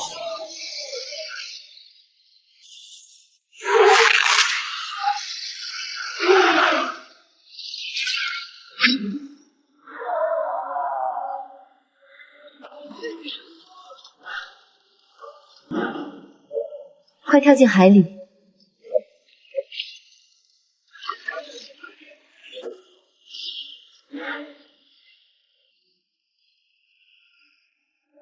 楚思雨是蛇类，肯定擅长游泳。等稳住身形，我们就能趁机突围。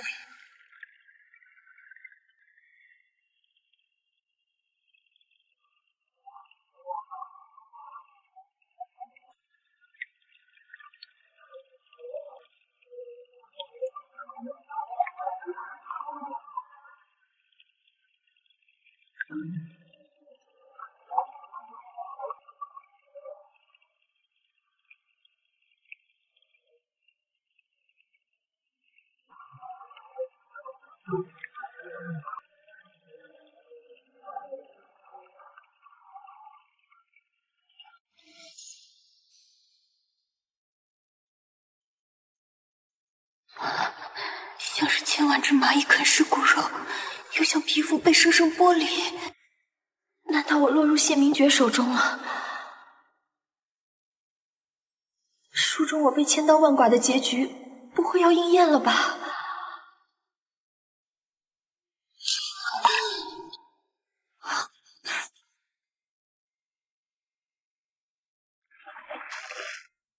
是我救了你，你安然无恙。楚思瑜他们3个呢？他们怎么样了？他们皮糙肉厚，没什么大碍。倒是我为了救你们，累得够呛。哎，我用鱼尾拖拽你们4个在海洋前行，鳞片都快脱落完了，你还死死拽着我的鳞片，扣落了好多。原来刚才的剧痛不是我自己受伤，是他掰我手时的牵扯痛，真是太丢人了。这里是墨玉的专属领地，藏于深海秘境之中，隐秘而安全。只要你留在这里，无人敢冒犯，安心放松就好。你醒来就只关心那3位夫君，都不问问我的情况。我本只想救你，是你死死拽着他们，我才顺带把他们一起救下的。他们3个长得奇丑，根本配不上你。我叫墨玉，你以后叫我阿玉就好。你一直盯着我看，我身上好热，一摸摸就凉快了。我想成为你的男人，我救了你，你以身相许好不好？这番大胆炽热的求爱，让沈星辰陷入两难。一边是魅魔体质难以抑制的本能渴望，一边是对这份突如其来情感的迟疑。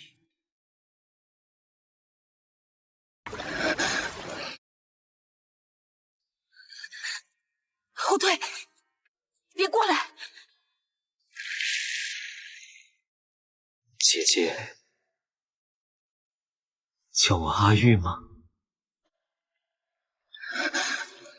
好想扑到他，怎么办？我好像控制不了自己了。这美人鱼向来扮猪吃老虎，表面和蔼无害，实则心狠手辣，对待敌人从不留情，甚至会将其彻底吞噬。若顺从本能，日后必遭杀身之祸。我救他本就是为了让他投降，并非动情，绝不能糊涂。姐姐是厌弃我了吗？若是这样，我便撕了这张脸，换一张姐姐喜欢的。别碰自己，我没有厌倦你。他的疯批属性比冷艳还深，其实对自己、对他人都很辣的，病娇性子。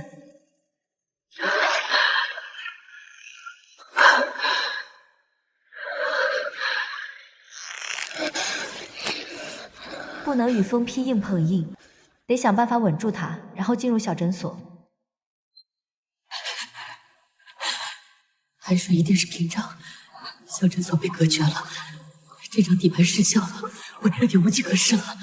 忍不了就不用忍，我是真心爱慕你，任凭姐姐处置，绝不会伤害你。沈星辰望着墨玉，心中再清楚不过，他是此刻唯一能化解自己体质危机的途径。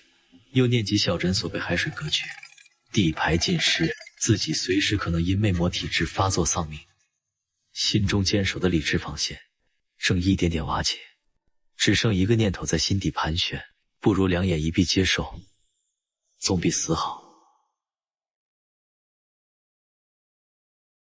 这个吻让沈星辰陷入了无法回头的局面，魅魔体质的本能与内心的挣扎也在此刻彻底落定。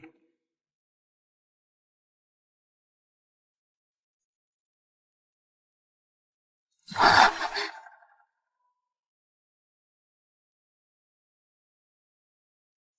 么办？控制不住了，魅魔本能彻底占了上风。姐姐，你真的好美，美得让我无法自控。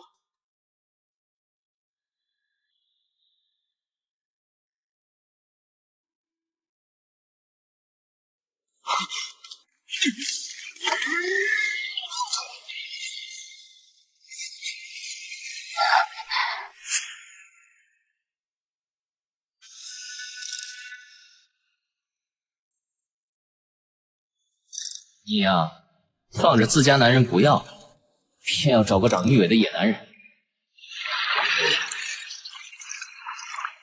是沈星辰主动想跟我在一起的，你们凭什么阻拦？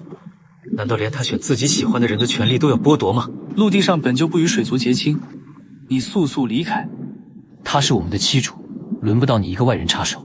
你们以为他现在的燥热只是他的体质发作？我在这住所里点燃了一种香，能让人心情愉快，卸下所有防备。我这香有个特点，除了我，无人能解。你们要是不信，大可进去试试，看看你身边这位冷艳公子能不能化解姐姐的脾气。这一番话如同一记惊雷，让三位夫君脸色骤变。他们终于明白，沈星辰的反常并非单纯体质发作，更像是受了迷香的影响。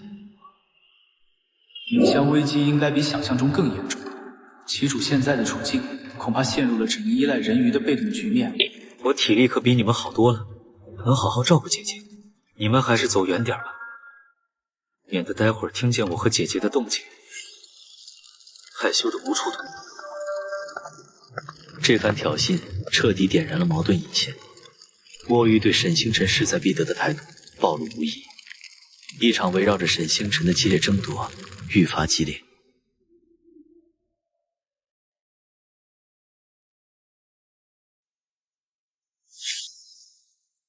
沈星辰不见了，他不在傍里。你少在这里装模作样，肯定是你把他藏起来了吧？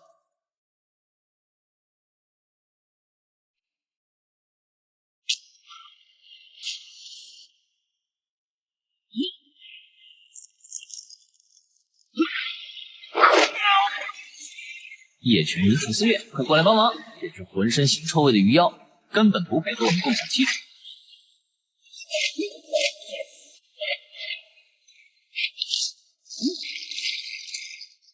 深海是墨玉的主场，陆地出身的冷艳与叶群渊战力被大幅削弱，攻击威力大打折扣。而墨玉的招式尤其是深海之力，威力更甚。此刻楚思玉隐藏的秘密悄然揭开，他从未与沈星辰签订灵魂契约，留在他身边并非出于忠诚，而是基于他顶级魅魔的体质，企图将其炼成魅眼丹药，借此实现称霸大陆的野心。而他库洛族族长的真实身份也在这一刻暴露。别打了，你们要是不信，就去亲自确认。再浪费时间，沈星辰可能就彻底失踪了。谢明觉得追兵中不乏螃蟹、大虾等水生怪物，说不定是他们趁乱潜入，把星辰绑架了。好，我就信你这一次。若找不到星辰，我定不饶你。这大蚌四周密不透风，外壳硬得离谱。唯一入口附近还有我们4人看守，既没异物闯入的痕迹，也没有沈星辰强行离开的印记。他怎么就凭空消失了？这根本不合常理。根本没有沈星辰的踪迹，一定是你把他藏起来了。说，你到底有什么目的？是不是伤害了旗主？真心喜欢漂亮姐姐，绝不可能伤害她。不知道她为什么会不见。你只是一条鱼，根本不是人，谁知道你安的什么坏心思？就在二人剑拔弩张之际，一旁的楚思玉始终双手负后，静力观察。他早已从墨玉身上捕捉到若有若无的同族气息，再联想到用魅魔炼药是库洛族机密的族规，心中对墨玉的身份生出极大怀疑。难道他也是库洛族人？若真是这样，他的目标恐怕也和我一样，是沈星辰这枚炼药至宝。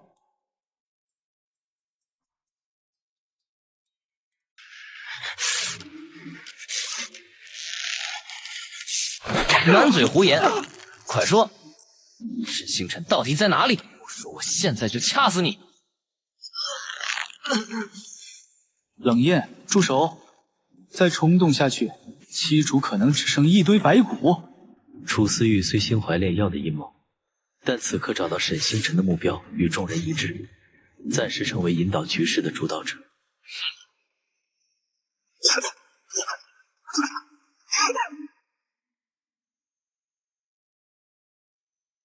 这是你的地盘，全程都在你的监视之下，星辰却凭空消失，你无话可说。在自己严密掌控的深海领地丢了人，既是对墨玉深海霸主权威的公然挑衅，更让他颜面尽失。他早已在深海散播沈星辰是自己皇后的消息，如今心上人在眼皮底下失踪，无论面子还是心意，都容不得他退缩。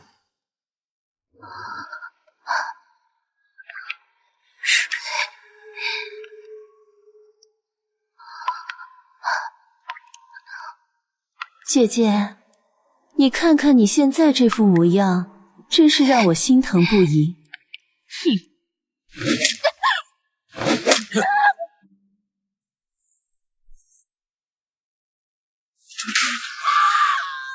姐姐活得这么痛苦，不如我送你归西，一了百了，也算是成全姐妹情分。大小姐真厉害啊，太精彩了！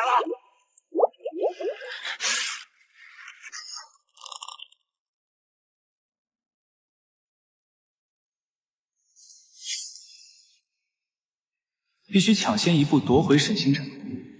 这枚炼药之宝，绝不能落入他人之手。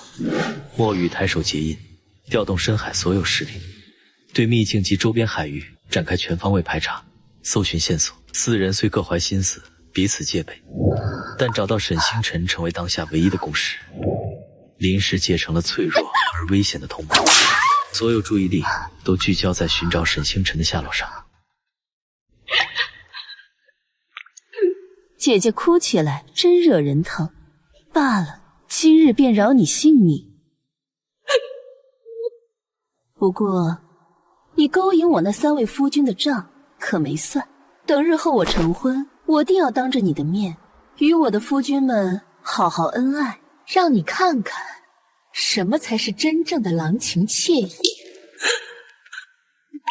心肠如此歹毒，根本不配当这书中女主。此仇不报，我誓不为人。八皇女，大事不好了，有紧急要事需你即刻处理。哼！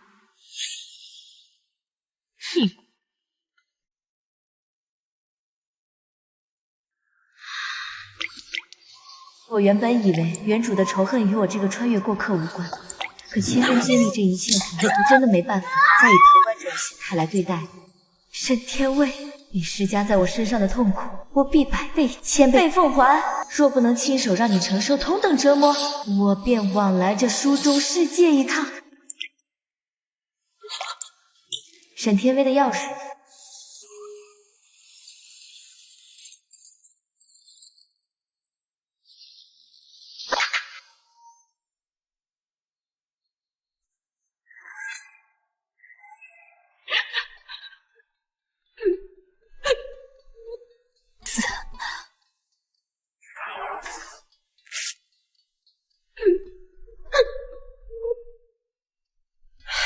沈星辰还在诊所中专注疗伤，对外部的致命危机一无所知，寻期救援的希望彻底破灭。他的穿书之旅从孤身面对的个人绝境，陡然升级为团队团灭的生死困局。剧情直指穿书提前结束的终极悬念。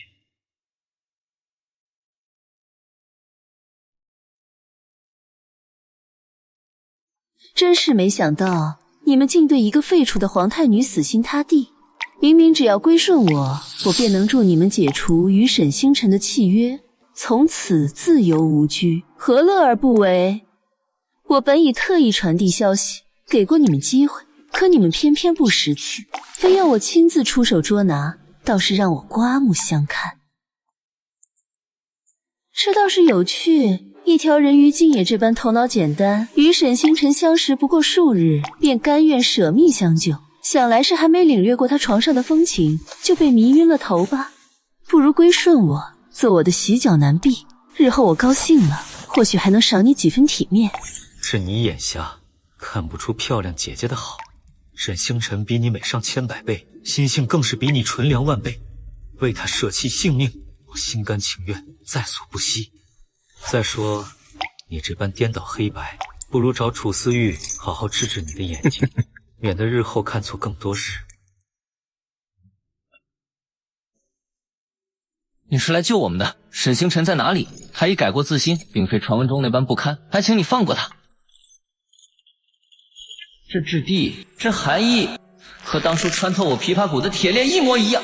是他，竟然一直是他在背后算计我们，追杀我们的势力，是不是你指使的？你为何前后态度反差如此巨大？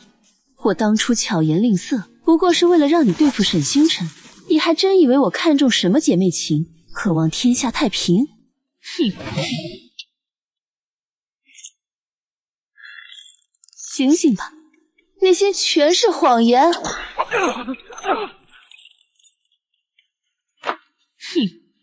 给你们以炷香时间考虑，归顺我便能活下去。若执意选择沈星辰，那就只能死路一条。哼，你之所以千方百计针对星辰，不过是因为你处处不如他，嫉妒让你面目全非。给我往死里打，打到他们想清楚为止。沈天威的温婉式假面，帝都神府密室，苍白设计的刑具，夜半丝毫皆源于此。他视人命为玩物，以施虐为乐。取提骨刀来，我要亲自剔出他们的骨头。住手！妹妹真是好兴致，独自观赏这般精彩好戏，也不叫上姐姐。放了我的男人，让你的奴才滚远点，我便放你生路。这银针涂有剧毒，稍一用力，你便毒发身亡。银针根本没毒，若他敢赌，我便毫无胜算。星辰，你快走！住口！我既来就没打算独自离开。放了他们，都按他说的做。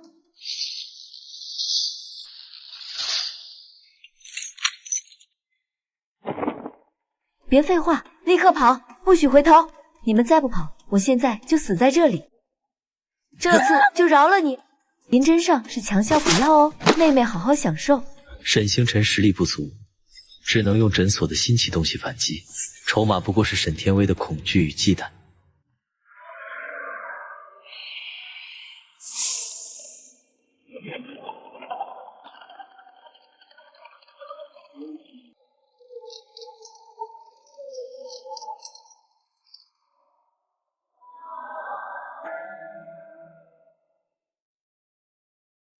漂亮姐姐，刚才吓坏我了，还以为再也见不到你了。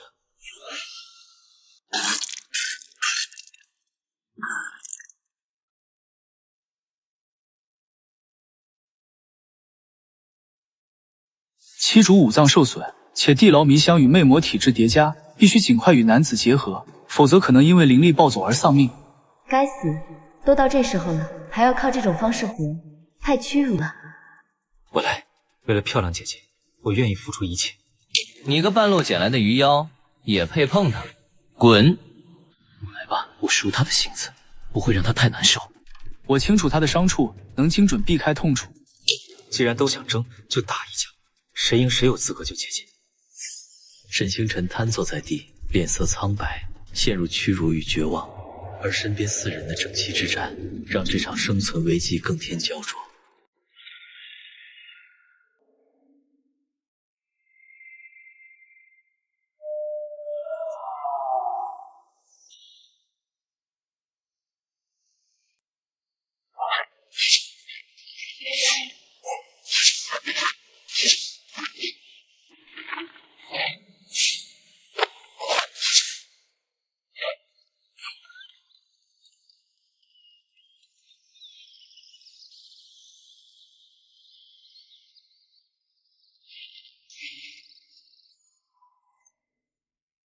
记住，你现在状态危急，我们来帮你。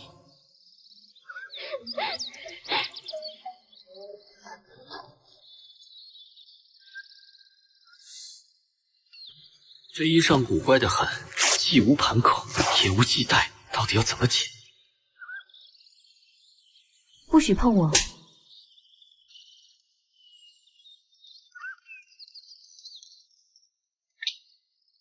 谁敢进来，我就死给谁看！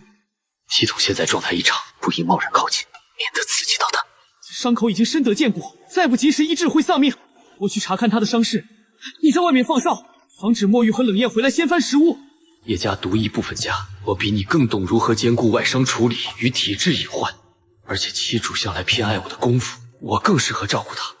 你根本不只是盼着七主活着，你对他早有不一样的想法。正统药师远比独医更合适，论医治，我才是最佳人选。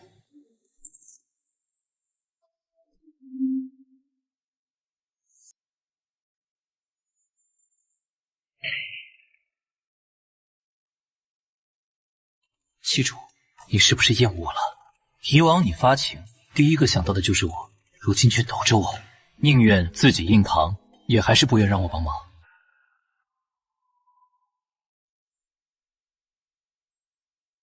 真白打了，根本拦不住。既然躲不过，那就随他吧。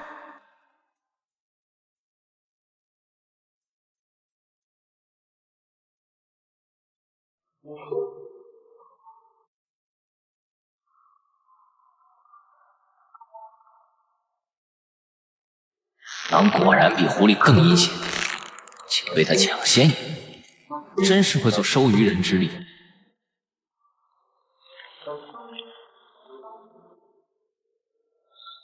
我们不能一直守在这里浪费时间，应该前往乌村，把幸存的村民带回来。七主要想登上帝位，必须争取民众支持。他此前废黜皇太女的身份，让声名受损。如今唯有协助武村村民重建家园，才能笼络人心。既然要去乌村，顺便把墨玉也带走。人鱼临水难存活，他留在这里只会日渐虚弱。楚思玉对墨玉的生死本就毫不在意，此番独自下山更是另有盘算。他暗自忖度，若墨玉在缺水的山巅撑不住死去，届时便可取其肉充饥。